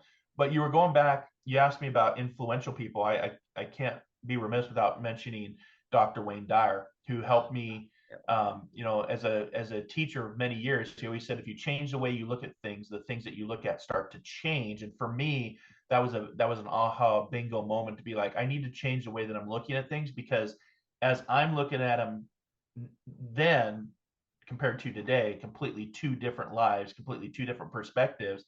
But you know, there's a lot of philosophers out there, you know, whether it's, you know, John Locke or Plato or you know, Socrates or Confucius. One of my favorites is Rumi, the 12th century mystic and poet from where we would call today Iraq or Iran. He has a lot of knowledge that I usually revert back to. The cure for the pain is the pain. Lao Tzu, the journey of 1,000 miles begins with a single step. So there's a lot of different influential spiritual philosophers and just world history philosophers that I follow and realize, there's just a lot we don't know about ourselves yet alone our world. To know thyself is probably the greatest journey, the greatest experience, is to truly know thyself, that authentic self, that diamond within. And I'm writing a paper right now and working on my next book. But it is about the self-awareness, self-knowledge, and really discovering who you are. Because when you understand who you truly are, it'll take you on some amazing journeys, and you'll meet some amazing people. You teach in Omega, I'm sure you've run cross paths with some amazing, influential and inspirational people where you're like, if I wouldn't have been doing this, I would not have crossed that path. Right. And that's what life really is. Learn it from experience and don't give into the fear. False evidence appearing real. Face everything, rise, and just carpe diem. Seize today. That is the power of now. Yep. Because you're not guaranteed tomorrow. So what are you doing today to plant seeds for the future you want tomorrow? Because when people come to me and ask me, Michael, what's my future? I always remind them what Abraham Lincoln taught us. The best part about our future is it comes one day at a time. So what are you doing today? After you watch this show, what are you going to what are you going to go out and do? What Michael and Mark were talking about. What can I do to plant seeds for a better life, for a healthier life, for a more inspired life, for a more open-minded life, whatever that may be. Well, you just hit on my next question. What are the 3 steps? Make it up or tap all your steps you've given students in the past. What can we do to break out of that shell, our unconsciousness half the time when we're up here and it's not positive when we're down here? How can we, is it go for a walk? How do we shake things up a little bit? Sit in the backyard, touch a tree, hug a tree, talk to our relatives one way, talk to the dog, that's our pet. Give us something to break what we know, the routine, to just shake things up that we might start laughing, breathing more, feeling better, releasing. Give us, a couple of tips. Make a cup of tea and go do what? Mark, give us some easy steps that the listener or viewer can take to let go. I want to acknowledge all the things you just said, because those are all brilliant things that you can do to break up the monotony of the mind. But what I like to do is, well, 2 things. The 3 C's in life. Make a choice. Make a change. I'm sorry. Make a choice. Let's see here. I'm getting this right. You got to make a choice, because it's free will and choice. Take a chance. There we go. Make a choice. Take a chance. See the change. So that's where I would start, with the mindset. Okay, I need to make a choice. I'm just not happy with where I'm at. I don't like the situation. So make a choice. Take the chance, see the change. The chance might be, I'm just going to take a deep breath. I'm going to clap my hands and activate my chi. I'm going to put my hand over my heart. I'm going to activate my third eye. I'm going to practice the pause. A lot of us don't practice pause, right? We don't practice. We're just, the mind is like a bunch of monkeys going. And when you just practice the pause, and you just say, you know what, hold on, let me just get a breath. Because what's the first thing that we do when we come in, when we incarnate into the physical world? We take that breath after breathing liquid for 9 months. What's the last thing we're going to do when we leave this world? We're going to exhale. So breath is very powerful for calming the mind. So make a choice, take a chance, see the change, and then start to get into, okay, let me practice the pause, the power of now. And the last thing I would say to your audience that's really helped me is to start seeing yourself as that physical, emotional, mental, material, and spiritual being, not just this limited human. Are we really being human beings, or are we just being human beings, right? Are we being, or are we just here? For some people that is the path. But when you practice the pause, your thoughts change. And then what I tell people is, name your ego. When you realize that your duality, as far as you're a spiritual, energetic being first, incarnated to have a physical human experience, blend those 2 together, because in between there's this thing called ego, which all of us have to have ego. It's opinionated, it's competitive, it wants to be right, it protects you. And in this world, you have to have ego, but knowing when to listen to the ego and when not to listen to the ego, that's the duality of your higher self and your incarnate human experience, being a human being. So we talked about this. We talked about naming your ego, because it's something I was giving that advice. This is more like 8 to 10 years ago or 7 years ago, and I still try to do it. But I always try to do it in a light fashion, not to make fun of anything, especially not your ego. Treat it with kick gloves and lots of love, like it's your little boy if you want. But I always say give it a multi-syllable name, like an opera singer or a Formula One race car driver, Fittipaldi, or a Brazilian soccer star. The more syllables, the longer the name, the better. I did Mr. Higglesworth for mine, and anything that can also take the edge off a little bit, still give some respect. You're not ever making fun of your ego. And I'll have to give one quick example, a war story. I'm in my kitchen of my original Austin home. I've told this to a lot of folks, and I think we're always learning. So there's that reminder that comes up. I felt something in the air that's heavy. I'm having thoughts that they're my thoughts, but you're thinking. And I catch that. I'm like, wow, those are really heavy thoughts. I'm having a good morning. I have no reason to have these thoughts. So I'm like, well, maybe there's energy around. Maybe my heaviest side is in there connecting in a way that I'm like, wow, this is heavy. So I've got a full Starbucks mug, 20-ouncer, that I did not bring in the room because I didn't have a place to set it down. I did not want to spill it during the show. Good cup of coffee. New Mexico Piñol coffee is my recommendation. But so this is like 8 years ago. I've got a cup of coffee. I recognize this is an opportunity. So I'm like, hey, I've taught all these other people to do this exercise. Probably should take my own advice at this moment. So I do it. And I actually did it well. Had it been a couple of years earlier, I swear to God, that mug would have been broken with coffee everywhere. So I have taught the following move, which I'm still laughing about. You offer a hug. And I mean that respectfully, love, just a little love, a gentle opening. And your ego is not going to want to stick around. You've bought yourself 5 minutes of free breath, space, relief. But you got to do it with respect, because it will give you a black eye back if you in any way, in a cocky way, or I'm telling you what to do, it will punch you back. So I must have been 1%. I swear to God, I did it okay. But I must have been 1% over the line. So I was like, hello, Mr. Higglesworth. How are you today? Do you want a hug? And instead of it going away and me feeling better, every fire alarm in my house, top to bottom in my house, went off. And I was like, oh my God. My hand starts shaking, and instead of breaking the coffee and spending the next 3 years cleaning up 4,000 splashes, it would have been that type of splash. Right. I set it down on the counter. I called my lifeline, a psychic down in like South Texas who was helping me out at the time. One of those instructors we talked about that comes along, shows you something. And I was like, what did I do wrong? And they're like, you're just too pushy. Do it gently next time. Real love from the heart. And I have never forgotten that. So I am here to say what Mark's saying is spot on about give it a name. Learn to understand you have different flows. Up here, there's just a lot of waste of energy a lot of times when you refocus on stuff for the 1,000th time. And if you could, Mark, this is such an opening for you, and you're so good at this.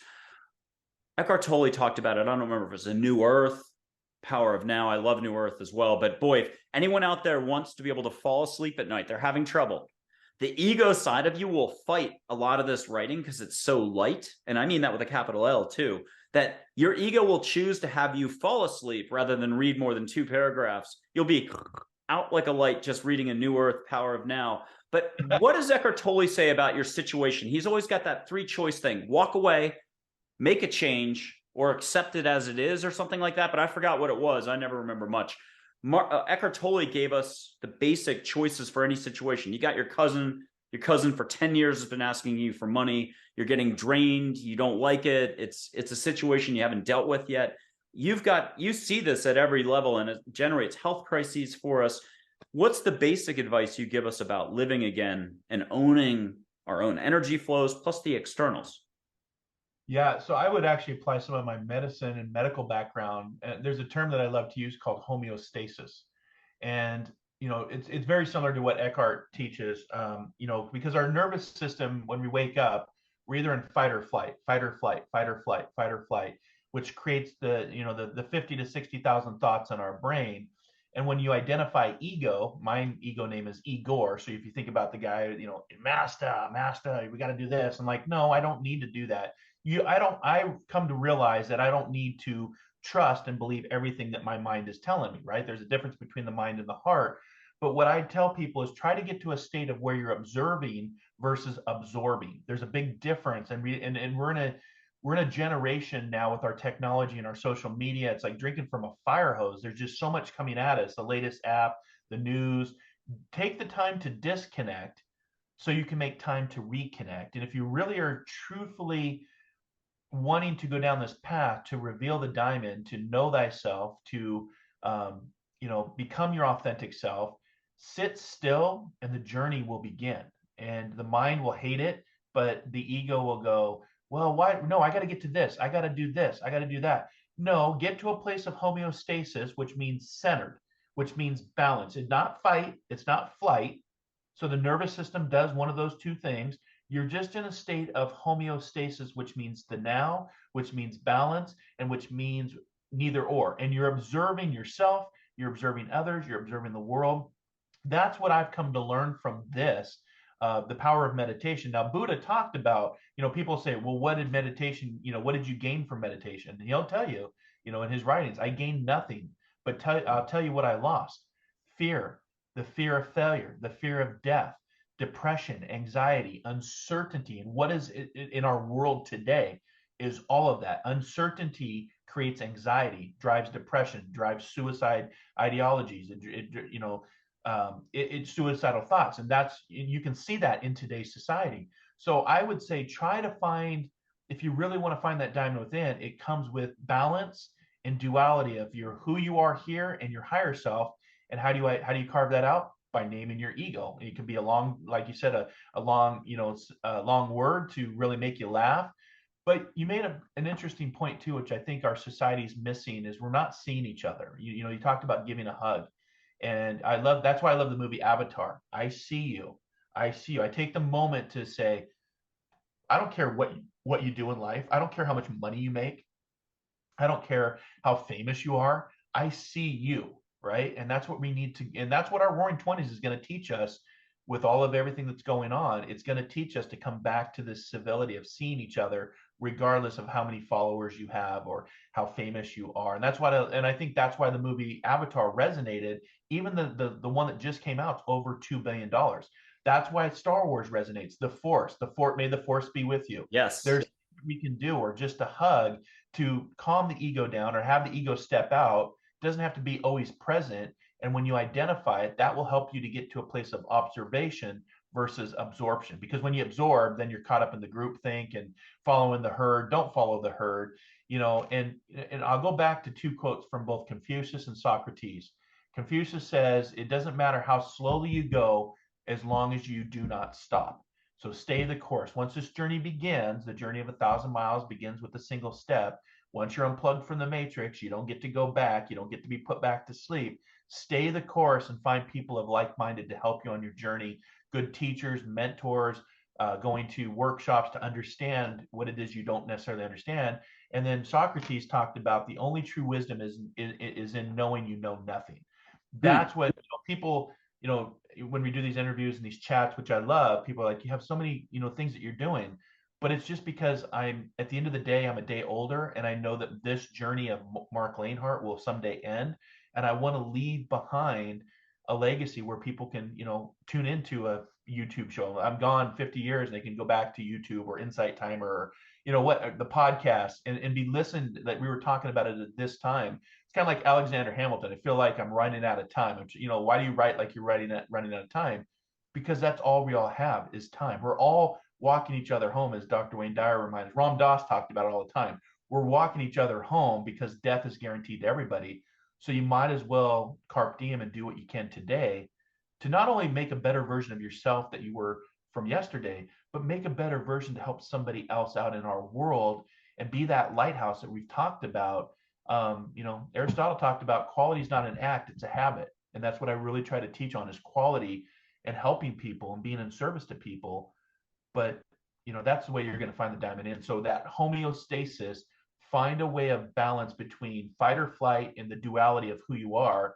And you can do that by breath, by meditation, by a cup of coffee, hugging a tree.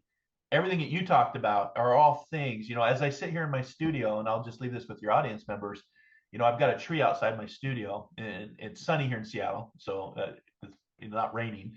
And I call him Big Zen, because he's a reminder every day that I wake up and I come in to do my work here in my studio. I look out and I see him swaying. He's a big what kind of tree would it be? White birch tree. So he's got the white trunk, and he's just sitting there swaying. And it's always a reminder to me, again, just because we don't see it doesn't mean it's not here. Now I see him moving in the wind, Big Zen, but I don't actually see the wind. I see the effects of the wind on the tree enough to move the tree, but it's always a reminder, I don't see the wind moving the tree. And just because we don't see it doesn't mean it's not there. And when you start to become aware of that and you tune into that and you download that and you upload that, just like Microsoft Windows 365, everything's in the cloud.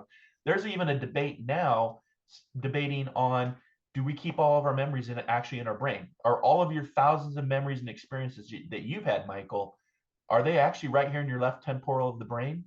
Science isn't so sure anymore, right? I know memory and speech reside here in the left temporal because of my brother's brain cancer. What I learned about the brain. We've talked about the brain on Inspired Living, where I've had scientists from Columbia, from Stanford. We've talked about the brain, neuroplasticity. Why is this called the temples, right? It's a temple bone of the eyes, but it's also called the temple because in our temples there's a whole bunch of information and a lot of accessibilities, like a supercomputer or an iPhone that we can tap into. And that's why this is called the third eye, because the third eye is connected to a gland called the pineal gland, which uses some of the most blood flow from the heart, but it also has the same makeup as the eye, tissue, cornea, liquid. That's why it's called the third eye. So that there's a lot of tools. You are the equipment, as one of my first mentors ever taught me. You are the equipment, and the price of sensitivity will become the sensitivities. So, how can a listener, viewer here, audience relax about all of this? Because there's a lot of complexity, but there's a lot of simplicity. It's about not trying, not seeking, while also not shutting down on yourself or the whole concept. So there's the duality, non-duality. That took me 25 years. I can say a little on that. I have a funny story on that. But then I'll do it with a quote. This is from Joshu. I like Joshu. I like everybody you've mentioned. But I think it's like 600 AD, 800 AD, a Zen master, Zhao Zhao out of China, Joshu. His students always come up to the Zen master to challenge the Zen master to say, hey, I've arrived, I've graduated, look how cool I am. I'm in my heart. And so they say stuff like, what is the white ox standing in the field? And then the Zen master takes his cane, whacks the student over the head and says, you dumb ox. Like, hey, go back, keep studying, get to here. And it's all the stuff we're talking about. But here's the one that comes to mind. What if I seek to be Buddha? And then the master says, what a tremendous waste of energy. And then the student, being actually a little smart, is like, well, what if I don't waste energy anymore? Then the master says, then you are Buddha. So tell us a little bit about how taking all of this in, all these authors, the books, the classes, doing this, the long journey, the scariness of it all, the physical side of it, how can they feel relieved and get a little reminder, though, that it's just love is all there is? Maybe give us some simple, what will be sound bites on your clips to folks to come watch this. So I'm giving you a hint, and you know how the radio, how TV, how YouTube works. Give us spread out sound bites that cover some triangulation here so people can relax and understand it is about more sparkle, Disney, connecting to the dog, hearing the dog. It's what people are already doing and they don't give themselves credit for. Show the shiny side for us and how great it is to be here. Yeah. So let's just put it into context this way. You and I have been talking for the last hour and a half. We've now presented them a buffet of different dishes, different trays, if you will. It's like going to Golden Corral and you get this buffet in front of you and you're like, gosh, I'm hungry. I'm hungry for knowledge and education and truth, right? One of the things we haven't talked about is 2023 from a numerology standpoint, and I subscribe to Pythagoras numerology sequencing, is the year of truth. This year alone is the number 7 in numerology, which is a year of truth and transformations. And numerology is one of the many of the tools I use in doing this to look at numbers and patterns and trends. It's just like you always talk about the nine main angels. In numerology, we go up to 9 and then we start over at 1 and go to 9 unless you're a master number. So right now we're in the year of the 7, which was Pythagoras' favorite number, but also it's known as the universal number of the year of truth. So there'll be a lot of truths that'll come out this year. So be prepared for that.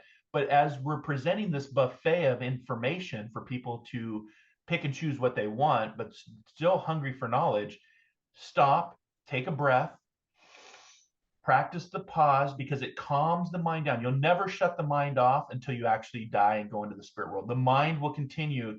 I think, therefore I am. If you just say that to yourself, I think, therefore I am, you'll realize that you're having this ongoing battle with your mind and the ego, and the lack of patience and the lack of trust and the self-sabotage that we all put ourselves through. But as John Dewey reminds us, he always said that education is not preparation for life. Education is life itself. And so when you have education, when you start to have that thirst and that desire and that knowledge that you want to learn this, and all the things that we've been talking about, from angels to aliens to meditation to seeing dead people to after death communications to numerology, then that education starts to lead you down a path and you become this prospecting for what's right for you. And that's what we're presenting, is just this buffet of different things. But education leads to knowledge, knowledge leads to wisdom. And what we're all trying to get to, and what Buddha was trying to get to, and like you talked about the ox, is the wisdom is trying to get us to that final stage, what we would call enlightenment. And do I know what it is? I do not. I'm striving for it, but I would still say I'm in the education, or I'm in the knowledge arena, and I still haven't gleaned the full what wisdom truly is, let alone enlightenment. But I would say to your audience, I kind of look at 4 areas of our journey. We have this first circle, which is this fear bubble. And in that fear is our comfortability. I'm relaxed, I'm comfortable with the people. And that's that first little bubble. And that's called our comfort zone. And then the next bubble out would be the fear zone, false evidence appearing real. Well, I can't do that. I'm not good enough. I'm not strong enough. I'm not pretty enough. I'm not smart enough. And that's that fear zone. I would challenge your audience to prospect past those 2 zones and move into the learning zone of what we're sharing today on this show, all the different things that we've talked about, which are all what I call gold nuggets. When you're panning for gold, you're trying to find those gold nuggets, those diamonds. And then from that 3rd bubble of learning, you move into the 4th bubble, which is transformation, growth, healing, knowledge, wisdom, enlightenment. And so really move out of those first 2 bubbles of comfort zone and fear. And it's in the uncomfortability is where you really start to grow. And we call it growing pains for a reason, right? Not everything in the year of truth is going to be received with, applause. These growing pains are what help us to grow and become bigger than ourselves. 2 of the things that I always add is what we resist persists based on universal law and energy and nature. So if you're resisting something and it keeps coming back into your wheelhouse and it keeps popping up on your menu, or you see it on your Facebook ads, what we resist will persist, and the lesson repeats until it completes. So if you're all about insanity and you want to just keep doing the same thing over and over again and expecting a different outcome, that by its definition is insanity. And again, the lesson, you're not learning the lesson, because the lesson repeats until it completes. And the only way that it's going to complete is if you step outside of your comfort zone, your fear zone, and move into learning and lean into transformation. And that transformation also incorporates love, forgiveness, healing. Love is I've done thousands of reading with people all around the world, and the one major consistent between this world and the etheric spiritual world, or heaven, or the afterlife, is love. Love is the bridge. Love is the one connection that still resonates even after death, is that love. So, in that transformation bubble is where you'll find the diamond, your higher self, the wisdom, the knowledge, maybe the enlightenment. But the only way to get there is to let it go. What's the old saying? Hold on and get dragged, or let go and be free. The choice will always be your own, right? Yep. And nothing ever leaves us until it's taught us what we need to know, or everything's your instruction. I think Mary, the big Mary, once said, love isn't everything. Open your eyes to see love. I like that a lot. I think that's a lot of Indian culture. To India, the country, culture, there's a lot of people who believe everything is alive and ready to talk to us, a stone, a tree, and stuff like that. For your audience too, I would say, one of the things that I do in my group is I have people, because everybody can come in from a religious standpoint, right? I was raised in Catholicism. I was actually confirmed in the Catholic Church as an adult. I don't practice today, but one of the things I recommend to people is go read the top 10 books of each top 10 religions, Judaism, Hinduism, Buddhism, Christianity. I'm trying to think of the top 10. I don't have the list in front of me, but what I do is I have you go through the top 10, the Quran, and read through the books of knowledge, the Hindu Book of the Dead, the Egyptian Book of the Dead, which was written thousands of years before the scripture of the Bible. And you'll see that there's a correspondence that's very similar. Same truths, one record, and you think of a record, and a record has 12 different songs on it, right? Well, the top 12 religions tell the same stories, and they're all based on love and, companionship and civility and respect. And when you see that the story is very similar, just depending on where you're born in the world, you realize that we are all connected. And as like I said, as Ram Dass reminds us, we're really just walking each other home. So we might as well walk each other home with civility and compassion and humility and love and forgiveness and inspiration. To see people, I always tell people, you can't compete with me because I want to see you succeed. There's no competing with me. I want to see you succeed and have the best life possible, because that's what I've learned to become and share and teach at with, my students or my clients, or, talk about it on awesome shows like this. So Joseph Campbell, The Power of Myth, Bill Moyers, that's fun, and Lucas Studios. And speaking of Lucas, we did not cover this yet. First, before we do, what's your favorite? There's all the offshoot series, Andor, my Mandalorian Funko Pop down in the corner there. What's your favorite series on that front? But before you answer, if you could only pick one book, one spiritual movie, one something that someone's going to take the first step on, maybe an easier one. Is it The Alchemist? Is it Don Miguel Ruiz's Four Agreements? And I didn't say his name the way you do, which I love the way you say it. But give us something that would be a great starter step that's not going to break the person or make them fall asleep right off the bat. I would have to, this is going to be surprising. All great references. Can't go wrong with any of those references.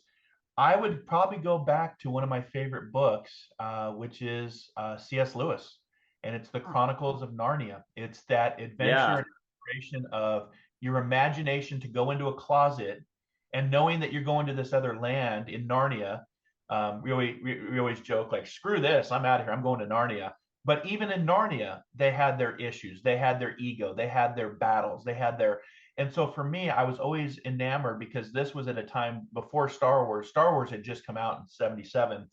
And that to me alone was just mind blowing, because I saw it 23 times in the movie theater, because you'd never seen anything like it. The music that they corresponded, John Williams, and the music to the movie was so powerful.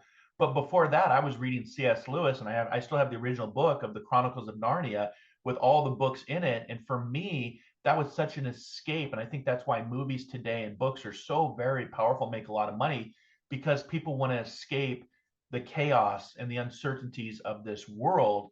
But at the same time, I go back to what Deepak, Chopra talks about. Great transformations usually preceded by great chaos. And so right now there's a lot of chaos that's going on, but it's for transformation. And this year of truth is going to reveal a lot of different things that some you'll agree with and be comfortable with, and others you're going to have that scratch that you can't itch. It's going to be uncomfortable. Truths of our oceans, truth from outer space, truth of who we are as people, truth from Antarctica, truth from technology and algorithms. Shoot, we haven't even talked about fusion.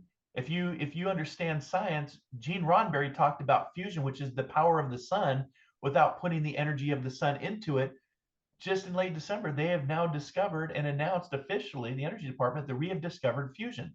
That itself is going to transform the planet in this next 20 years, because it uses salt water. And what's the planet covered with? 70% salt water. Yep. So we're on the brink of things that are going to be quite transformative, but it's going to sit well with people, but it's not going to sit well with others. And I would say, if you're looking for escapes, if you've not read the Chronicles of Narnia and C.S. Lewis, who as a writer of his times was very received and controversial based on his concepts, for me, that's the one book that I still love to this day. The movie's not so, but let's get to the Disney Channel or traditional Star Wars movies. What offshoot are we talking is your absolute favorite? Boba Fett, Mandalorian, Andor, Obi-Wan Kenobi, or Kenobi, whatever it's called. What are you going with as your favorite Star Wars? I mean, they've gotten pretty good. These offshoots have paid for the purchase. Yeah, they really have. And the fact that I loved Andor for the fact it tells a story. If you think about Andor, there's no lightsabers, there's no fighting. It's really about the bureaucracy, the financing, the psychology of how do you actually finance and create a revolution to stand up to the empire. And I think that's why it's receiving so many awards because it's a different series than we've ever seen in the Star Wars universe. Now, of course, I love Mandalorian, loved Obi-Wan Kenobi.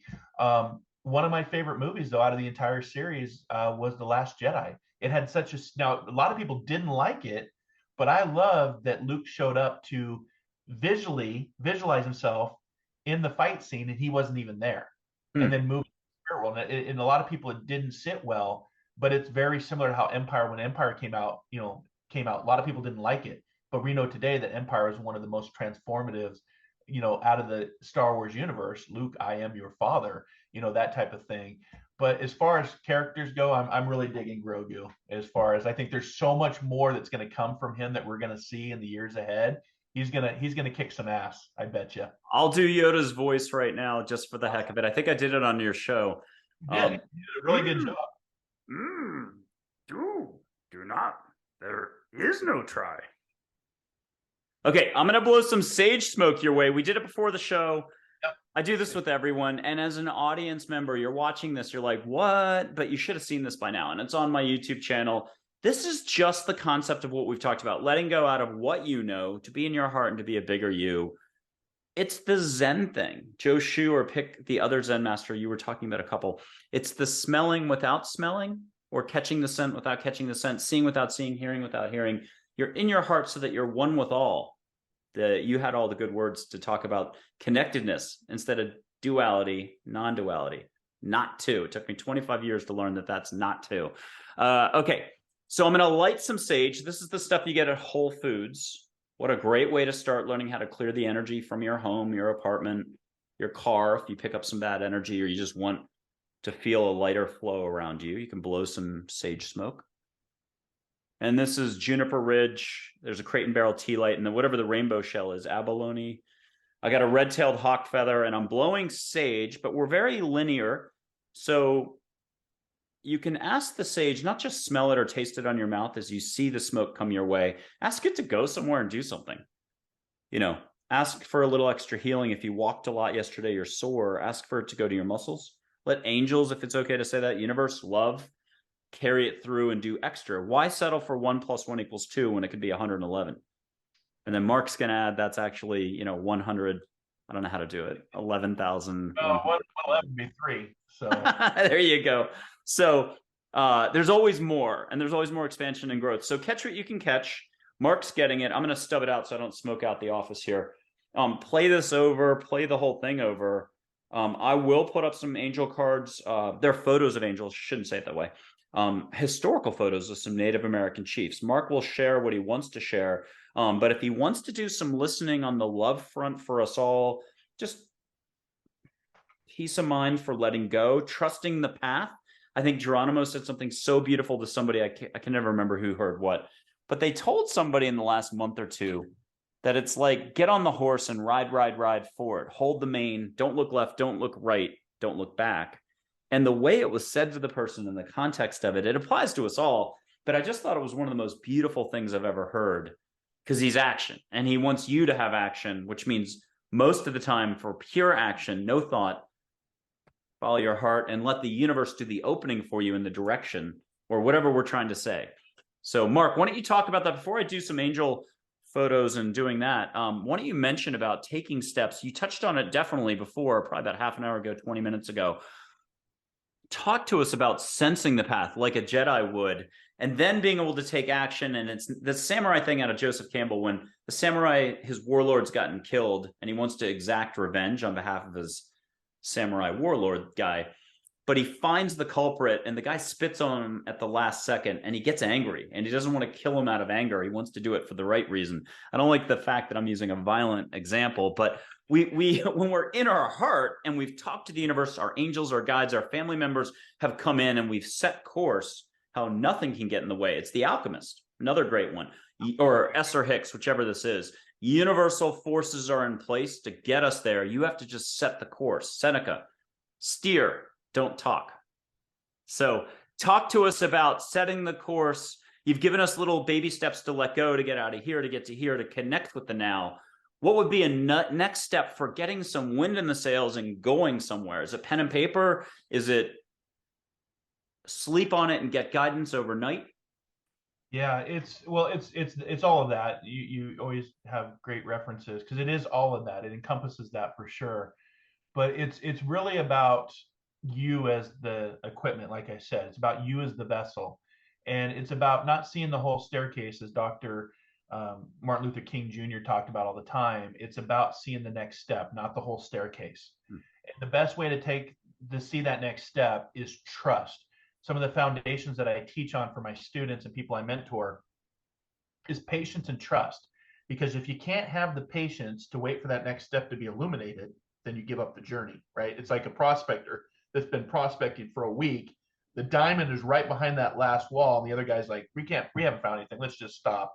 And then you walk away, giving up. So it's about dedication. It's about discipline. It's about staying the course, because I see a lot of people that start down this path and they get to that place of, self-sabotage, or I don't understand this, therefore I'm going to go into the fear.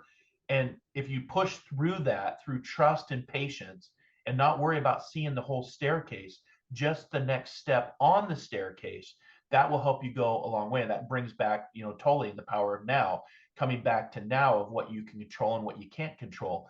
One of the things that's really helped me in my journey, going back to the 4 agreements, is do what I say I'm going to do my best at what I'm going to say I'm going to do. Don't make assumptions and don't take it personally. I think there's 5 agreements now. He's since written another book Yeah. on 5 agreements, but those are the 4 that really started my spiritual journey. And it's about practicing that breath. Breath is so very powerful that we forget about it. Breath can take you to some amazing levels and some amazing experiences, but a lot of people just forget to breathe, right? Just normal breath, which really quiets the mind. And I always say breath is what is the connection between what is seen and what is unseen. And like I said, if you take the time to disconnect and make time to reconnect, that's where you'll open yourself up to amazing experiences, but also a lot of transformations and growth and healing. There's a quote from Christopher Marcus where he talked about hardships often prepares that ordinary person for extraordinary destinies. When I went through my TNT, my traumas and tragedy, I didn't look into the future to say I would be doing something extraordinary like what we're talking about today, or my work or my shows or what have you. I just didn't know how to function. And now I can look back and say, oh, those hardships, the cocoon, prepared me to be the butterfly, because I once was just a caterpillar, right? But I would say, don't try to control it, right? That's ego. If you try to control it, the more you try to control it, the more it's going to slip through your fingers. And one of the things that I say a lot, Michael, it really helped me, is the serenity prayer. You'll hear the serenity prayer in people that have addictions, that really try to get through each day. And with the amount of grief and counseling and everything that I did to get through that very tough time in my life, the serenity prayer, whatever God is, whatever Lord is, I always say, Spirit, grant me the serenity to accept the things I cannot change, because there's a lot of stuff in our world that I do not agree with, that I would love to change, but I don't have that power or energy or resource to do that. I can change one person's life at a time. That's the change there. But Spirit, grant me the serenity to accept the things I cannot change, the courage for the things I can, and the wisdom to know that difference. That's what I really remind people of, is trust, patience, serenity prayer, practice the pause. Don't see the whole staircase, just the next step on your journey, your next soul adventure, and do it with kindness, do it with compassion, do it with caringness. All my shows, whether it's my podcast or my Metaphysical Mocha Mondays, I always sign off with, be until our next soul adventure together, be kind, be caring, be compassionate, and most importantly, wherever you're at in the world, dare to dream, dare to explore, dare to live, and discover that diamond within. That is what life is really all about. And that's what I would tell people and teach people. That's what I would offer. Don't try to see the whole staircase, because the ego wants to see the whole staircase. And then, of course, climb the whole staircase, own the whole staircase. I don't like how the staircase looks, so I'm going to repaint it. In fact, I'm going to redo it because I don't like it. It's just, there's a lot of time and energy that we just waste on our thoughts. And we put that into drama, into worry. And, think about where you were 5 years ago and where you thought you'd be in the next 5 years, and they usually do not match up at all. So life is a journey. Explore it. Mark, can people reach out to you and do one-on-ones? Do you have sessions like they can sit with you for an hour or two? Have you stopped doing that a while ago, and it's really just the developmental stuff and the show? And where what other options do people have? Can they check out your material? Is it one of your first books, I think it is, or is it the book that's coming out? Is that going to be sort of that first step for folks? Talk to us about, are there other alternatives that people can do to engage you? Yeah, lots of alternatives at marclainhart.com. So if you go to the website, you'll see that I offer a lot of different things, including readings, one-on-one, group readings, in person, online. Ever since the pandemic, my reach has really grown through Zoom. And then, of course, my shows. But I also offer now, I'm a certified sound healer, which you see the singing bowls behind me, because, Einstein always talked about, even Nikola Tesla talked about, the future of medicine is vibration. And they're even showing that with science, how lasers that vibrate at a certain frequency are destroying cancer cells. And so the bowls behind me are 432 hertz, which is a frequency of healing. So that's probably my latest. Now that we're back to in-person, I'm offering in-person sound baths and readings, but I do both one-on-one, family, group, private sessions, public sessions, and that would probably be the best. And if you go to my Diamonds library, I also have now a few meditations there and a few sound baths that you can get through Insight Timer, or if you follow me on Patreon, you become one of my Patreon prospectors. There's a lot I forgot about that. So people shouldn't be shy. They can reach out and they can say, trying to remember that 20 paragraphs, what their situation is, isn't as helpful as just a few, to give Marc some room to do what he does and to engage you. So they can feel free to reach out to you and say, hey, and maybe take a look at what the menu is and see what fits best, but they shouldn't be shy. No, don't be shy, and then really just explore, go prospecting on my website, because there's a lot of moving parts on there. And I did that for a reason, because I've had feedback where, like, people say your website's really busy. That's intentional, because I want you to look to be drawn to either a certain page, the Diamonds library, the booking page, or my bio, or my education, whatever it be. Oh, it's very specific. There's a lot of, it's like a giant sushi menu for sure. Yeah. And that's why I do that, because I want you to trust your intent. Because I ask people, why did you choose to have a reading with me? Oh, I just saw your picture, I read your bio, and I felt drawn to you, or my intuition said this was the right person for me. That's important for generating a reading before the reading takes place, is based on a person's intent. And of course, they read my testimonials and feedback, and people, your ratings, of course, that's just human behavior. But my website is actually busy intentionally, because I want you to have fun when you come there. I want you to think like, oh, I never thought about that before. Oh, okay, well, let me talk to Marc. And again, we will go prospecting together, but my job is to help you feel differently than how you first walked in, and hopefully walk out with a diamond in hand that you're like, I'm ready to live my life authentically and truthfully. Sure. And now this is going to be obvious to everybody but me. We've been talking this whole time about what you do and what, and how it works and stuff like that. And you won Psychic of the Year, but I mean, it really, in a way, from my perspective, it hasn't been stated enough.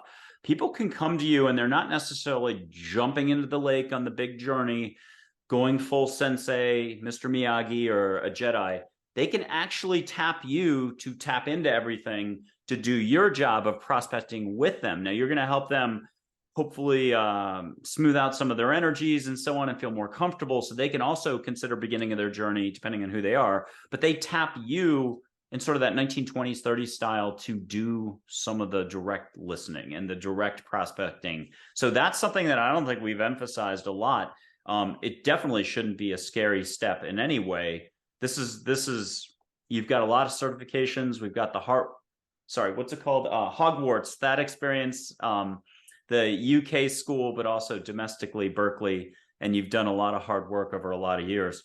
Okay, so speaking of don't be shy, are you ready to just do what we did ahead of the show, what we did last time? I think it was like 6 months ago or 3 months ago, whenever this was.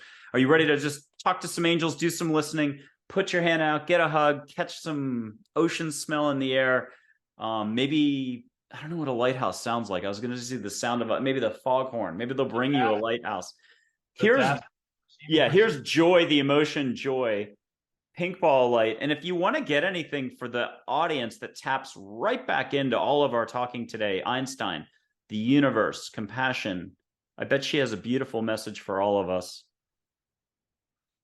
Yeah, so based on the color pink and the auric of that ball right there, that orb, that is really the pink reminds me the same color of the heart, right? It's that heart color, the pink, the red. It's the color of love, and we're approaching Valentine's Day. So this is a day of celebrations, my wife's favorite day. Now it's capitalized with marketing stuff, but the root of the day is about love. And will you be my Valentine? Will you connect? And when I see that card, that's a reminder of community, because we need to not only have love for thyself, we need to, have love for our neighbors and love for our planet. And, it's through that joy of, love and happiness, and that color. That's what that card reminds me of, about community, and being a good neighbor, and helping a stranger, smile at a stranger, help an elderly person across the street. And I know we live in a very uncertain world, but that's always been the world, right? That's it's I'm thinking of Voltaire when when I look at that card, and Voltaire talked about every man is a creature of the age in which he lives, and few are able to raise themselves above the ideas of the time. I would remind you to raise yourself above the ideas of the time and be that authentic self. And don't worry about that fear. Don't risk it, no biscuit. Take a leap of faith. Help somebody out. You pay it forward. The golden rule, as we talk about in spiritualism, the golden circle, the golden rule, and you pay it forward, you're going to get so much back on your karma and that vibration energy based on love and based on joy. And when I do my shows, to be honest with you, Michael, when I'm done with my shows, there are times when I'm getting ready to go live, and I'm like, it's Monday, I don't want to do this. Coffee, right? I'm human, right? I am a human. But when I'm done and I communicate with people and I get feedback from people and I do readings for people, my energy is actually lifted up and it actually vibrates higher, which brings me joy. So that's being in service. And that's also that lighthouse, being the lighthouse through the storms, through the weather. You still shine your light, and all those ships that are lost or seeking or need some hand holding, because there will be doubt, there will be, being scared. Mark, can you help me understand this? Sure, let's do it together. There's strength in numbers. Many hands make easy work, but the lighthouse also shoots into the darkness to give you that guidance and direction if you choose to follow it. So that's what I would say for that card. Cool. And here's Charlotte. She's everyone's favorite teacher from childhood. You remember, if it was third grade, Mrs. Wilson, or if you're in Canada, third form, Mrs. Johnson, just whoever it was. She's probably a bit older, been around the block, in her 50s, if you want to picture her that way. See what you can get from Charlotte. Ask for a hug, feel a hug. And again, if you want a floral smell, beach. With this card, the visual representation reminds me about what Carl Sagan talked about, the pale blue dot, about the planet. If you look at if you look at that card, it looks like planet Earth in a place of darkness and silence and space. But Carl Sagan always talked about the pale blue dot. It was when the Voyager was just leaving the universe, and it shot back, and you could see this beam of light going through, and in the beam of light was planet Earth, and he referred to it as the pale blue dot, and how much life and love and information is just on this small pale blue dot. How many billions? Today we're over 8 billion people on the planet. So when I see that card reminds me of Carl Sagan's the pale blue dot, about who we are. And if you take the actual planet, which is labeled as Earth. Has anyone ever asked why we call it Earth? Is there any, do you have these questions like, why did somebody just wake up one day and say, we're going to call this Earth? If you break the word down, in the word Earth itself is EAR, ear, listen, listen, listen. Are we listening? Right? I even got a rock right here, which is an anagram, listen. An anagram is the same amount of words, but different meanings. The different meaning and alternative to listen is silence. And so when I see that card, the pale blue dot, is a reminder we need to listen to each other, but we also need to listen to our planet. And that's why the word Earth is spelled EARTH. So I always hyphenate the EAR for ear, because it's a reminder to listen and connect back with our nature, right? It's a very symbiotic relationship that we've missed. Star Wars talked about this, the force that combines and connects all of us, the trees that give off oxygen, the water, the oceans that give off oxygen.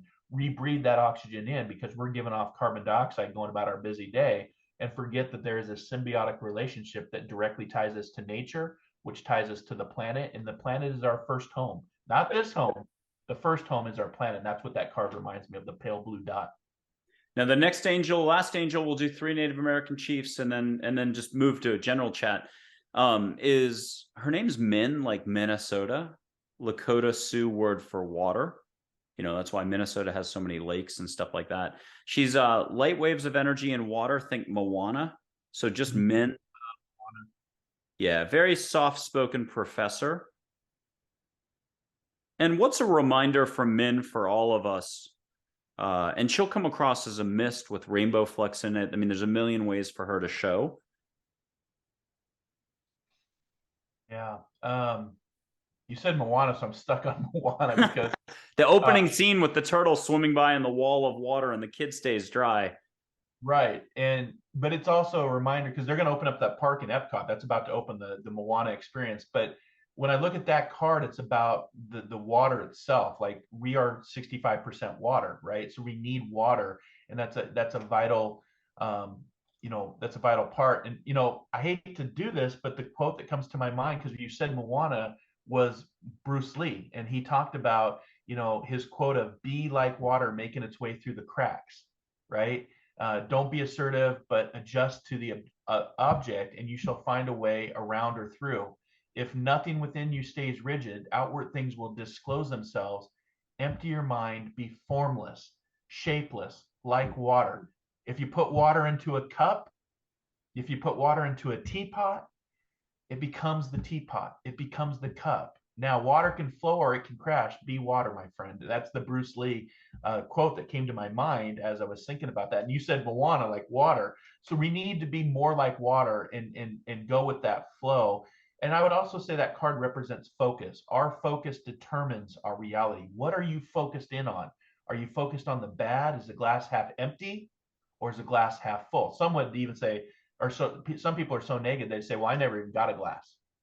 So it's like I haven't heard that, but that's a good one.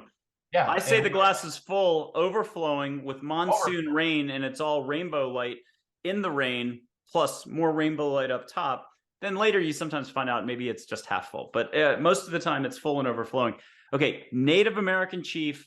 These guys are so down to earth, unconditional love, spirit guides. They're able to help you from point A to B. This is Dull Knife, originally Morningstar, but got the nickname Dull Knife. Wisdom with some humor, think mountain range. And any generic advice for all of us or just what you're getting. And if you want to catch a sacred smell, it doesn't have to be sage, tobacco, cedar, juniper, sweetgrass, desert piñol. You get the idea. Douglas fir. Yeah. I actually hear when I see this photo, one, I've always been drawn to the indigenous Native American cultures. I believe they had it right about living in harmony and living off the land, not owning the land. I actually hear a lot of drumming, a lot of the shamanic pathways with this picture and the heavy, heavy drumming, which is about, it's a reminder to live your life, the freedom. You've survived long enough. Now it's time to start truly living. And that's always what the indigenous and Native American cultures remind me about, the freedom to live your authentic self. And don't worry about what other people say about you. It's none of your business anyway. But it's literally about that freedom to just go and live without the worry and putting mindset in what other people think about you or say about you. Because I guarantee you, people will always have something to say about you or something behind your back. And so why, if you already know that in the beginning, why put time worrying about it or thinking about it? Just live your life and stay the course and go do a shamanic drumming circle. If you've never sat in a drumming circle, you can see the drum behind me. I have that drum for a specific reason. It's because when I need to let go and be free, I just start drumming, and that vibration just takes me into amazing different realms and experiences. So nice.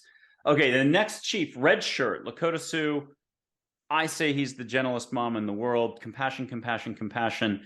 Wearing a U.S. presidential medal around his neck. I think he and Geronimo, the next day after the photo was taken, were at the White House. Maybe Teddy Roosevelt. Pennsylvania Ave horseback parade. Geronimo will be next, but very proper and formal. Yes, no, like the other chief, Dull Knife. Just get what you can get from him.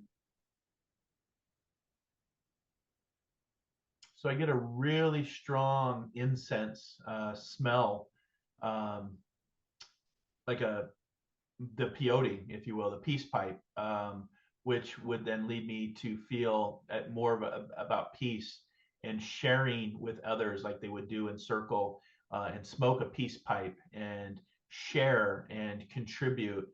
there's definitely a contribution to his mannerisms about what you put in, you get out, but contributing to make the place, whether it's just your own life or if you can help one other person that's having a rough go, contribute to that cause, contribute to that energy. And the color red, it was red spirit. Red shirt. Red shirt. Thank you. That color red is about the color of confidence, but it also can represent the color of anger. The color red, like a bull seeing red.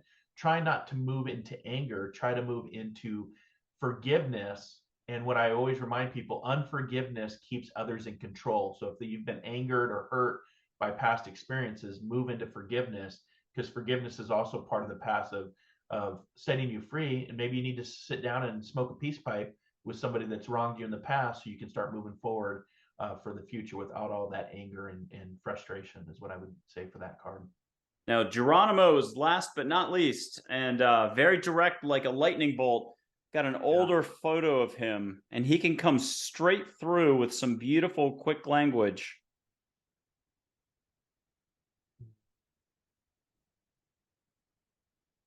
I can see my reflection in your, I can see the reflection of me in the phone, which is cool, but very powerful presence with Geronimo, very steadfast. And what I would feel from this connection today is about stay the course, stay strong, stay determined, stay true, stay to your goals. Don't give up. You have the choice. You can give up or you can give it all you got. And I would recommend that you give it all you got and you stay the course, and you dive in to the unknown and explore and discover and experience, and knowing that you're not going to do it alone, that there are many great ascended masters and inspirers and spirit guides and angels and your loved ones that are there to help you. And it's watch your thoughts too, right? Your thoughts can really lead you down a path that you don't need to go to. And when you name your ego, like we talked about, naming your ego helps you identify who you are here, but also who you can be and who you can aspire to be in the higher self. And it even goes back. Marcus Aurelius talked about it all the time. The happiness of your life literally depends on your thoughts.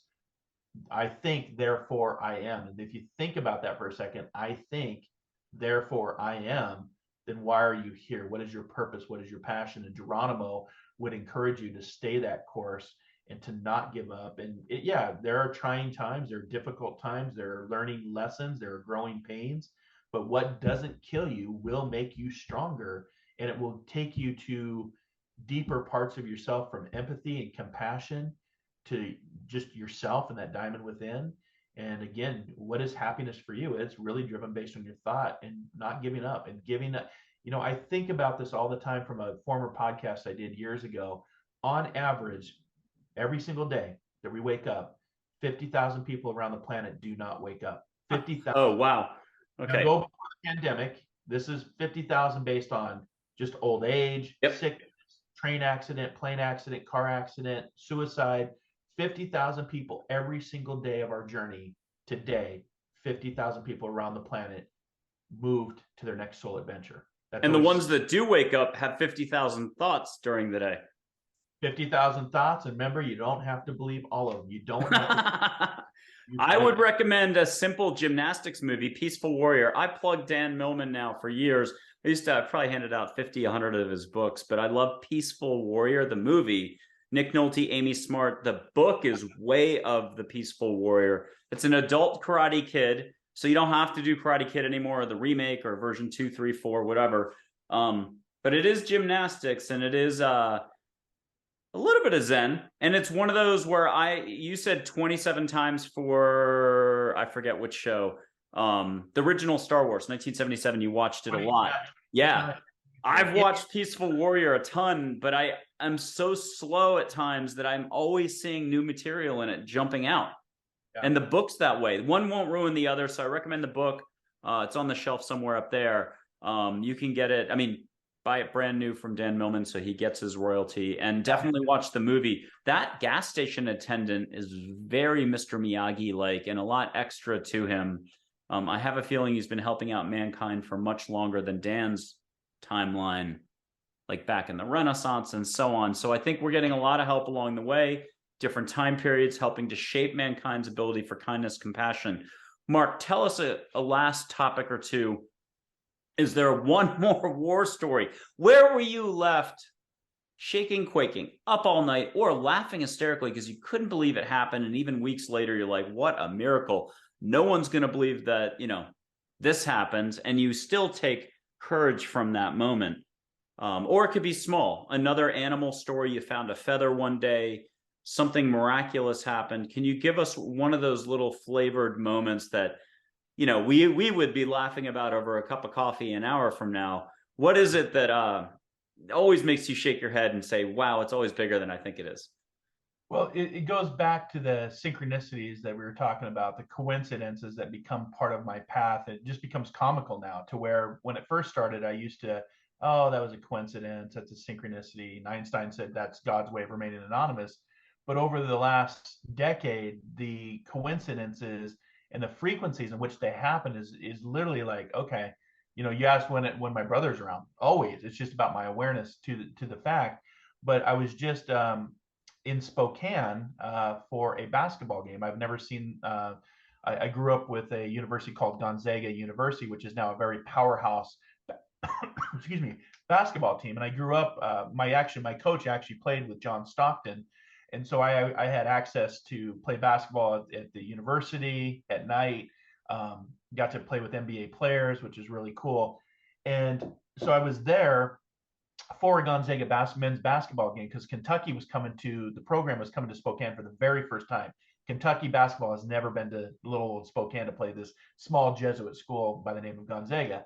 So we had gone to a bar because the one place that we were going to go to couldn't seat all of us. There was about 7 of us in the group. And so we went up to a pub called the Park Inn up on the South Hill. And and when it was recommended that we go there, I'm like, sure, my brother's picture's there. So my older brother Todd used to go to the Park Inn all the time to read and just kind of de-stress from the day and get a pitcher of beer. And he became known as a local there. And so when he passed from his brain cancer, they have a picture up in the corner of him with his Notre Dame hat because he loved Notre Dame football. But he have a book, his Notre Dame hat, and a pitcher of beer with a glass, and that's his last picture. And it's called Todd's Corner or Todd's Table. So we were sitting up there just eating and drinking and getting ready for the game and just living life. And all of a sudden, I look over and my niece, his second oldest daughter, Hannah, had walked into the Park Inn. She didn't know I was in town. She had no idea. I didn't let her know. And what are the chances of my brother's daughter walking into the same bar at the same time on the same day? There's a lot of bars in Spokane. And I walk over and I elbow her and I said, hey, you come here often? And she looked at me and then she's like, at first she's like, who's this guy hitting on me, And then she looks at me and she kind of in disbelief. She's like, Uncle Marc, what are you doing here? So long story short, we had this conversation in front of my brother's picture because she just stopped to just do some last minute things, say hi to her dad, and then she was going to get on her way. And lo and behold, we get done. I said, I'm sorry, I got to go because the game's starting. We get to the game and we're going through security. Now, here's the synchronicity. Here's the cool part. To me, it gives me chills. To your audience, I'd be like, oh, that's just a coincidence. As I'm walking through the security x-ray to make sure I don't have any weapons, I look down and on the ground in front of me is one dime, one single dime that's laying right there. And I was so excited to see the dime because for me, that was a confirmation that what had just happened was orchestrated by my brother in the spirit world, her dad, my brother. And I turned to the security lady and I said, look, and I found a dime. And I picked it up and I held it just like this. And I was so excited. And of course, to her, she's like, yeah, great, dude, you found a dime. I'm trying to get people into the game. And I take that dime and I stick it into my pocket. And it's just the confirmation of the synchronicities of the conversation I just had with my niece that we did not plan. So something else, something higher orchestrated that for all those timelines to cross to then finally get the validation with a dime, logically knowing that somebody dropped it. But why was there just one dime after security, no other coins, just one dime sitting there? It was almost comical and specific to say, yes, Marc, that happened for a reason. So just because you don't see it doesn't mean it's not there. And I always say, believe it, see it, achieve it. That's my mantra. I love it. And always stop on a dime. I'll add that as well. Always Mark, stop. Marc Lainhart, Lainhart. It'll be all over the YouTube show, and you'll be able to look him up. But his website has got a lot of offerings. Inspired Living Radio, incredible. And if you wanted to give him a different last name, you'd have to do Lionheart instead of Lainhart. Marc Lainhart with a C, M-A-R-C. His path has been extraordinary. Personally speaking, he's had a bunch of stuff that we didn't get into, near-death experiences and so on, out-of-body experiences. Do you want to tell us, we'll take 2 more minutes on this without getting into it as much as you would normally do on a show. Tell us about the near-death experience for 2 seconds so we get flavor. Maybe this is the opening for a future you coming back on the show at some point, but we'll just bookmark it. Tell us 2 seconds about the near-death experience, how it either catapulted you into this, it continued your journey. Where was it on the whole scale? Yeah, quite transformative. I go back to Epicurus when he talked about the greater the difficulty, the more glory in surmounting it was. And that's what my near-death experience was for me. That's why I realized we use the term ascension, because we actually leave our bodies and go up. And a lot of people think heaven is up, but for me, it was reality in a metaphysical world. There is no up or down. We're on a round planet going around a big ball of fire. So it's about the world within our world. And that's what my near-death experience showed me, that the world is just this other side of death is just a thought away. And all of us go there. And there's still a hierarchy of life that continues on in growth and learning, not just sitting up on a cloud playing a harp. And that's what my near-death experience really kind of showed me, was that ascension, going up and looking back at myself, and then coming back into my body saying, nope, you can't go yet. You got more work to do. But it's that difficulty that creates the more powerful experience in life, if you will, of what we're doing here. So parallel to what we said earlier, obviously nothing to do with what we're talking about now in another sense, but what William Shatner said when he went out, came back and realized how the action, living here, the bodhisattva path, if we throw in a complicated term, the being in the heart, loving more, allowing more, asking more. And a reminder to everybody, if parts of this are hard for you to get your head around, that's okay. It's not about your head. It's not about thinking. Just ask more one way. We're all doing it. I'm going to go to Winnie the Pooh. I love Winnie the Pooh quotes. Everyone talks to animals. No one listens. You don't have to worry about the listening part. Do what you're doing. Talk to animals. Talk to them more. Give them hugs. Tell them you love your animals. But don't forget that you've got a cheerleading squad. The universe is standing by. One way. You are already comfortable doing that because you're doing it all the time. It's what Mark talked about with your thinking, whether it's good thinking down in your heart. I love throwing the word good in there as an adjective, but look, we're spending our energy one way, we're spending our energy another way. We do a lot of wasting energy that way. We do a lot of great energy here. That's the discovery, as Marc Lainhart would say, you're prospecting, finding your internal treasure, your gold, that's your heart, no limits, having more fun in the world, discovering your unique life path. I have to thank you, Marc, for coming on the show. You've been a wonderful, wonderful guest. I look forward to chatting with you just for a cup of coffee whenever, and I do hope that this year or next we'll have you back on the show. Definitely keep us posted on your book and let us know how we can draw attention to that as well. This has been Angels, Positivity, and Love. Thank you very much for watching us.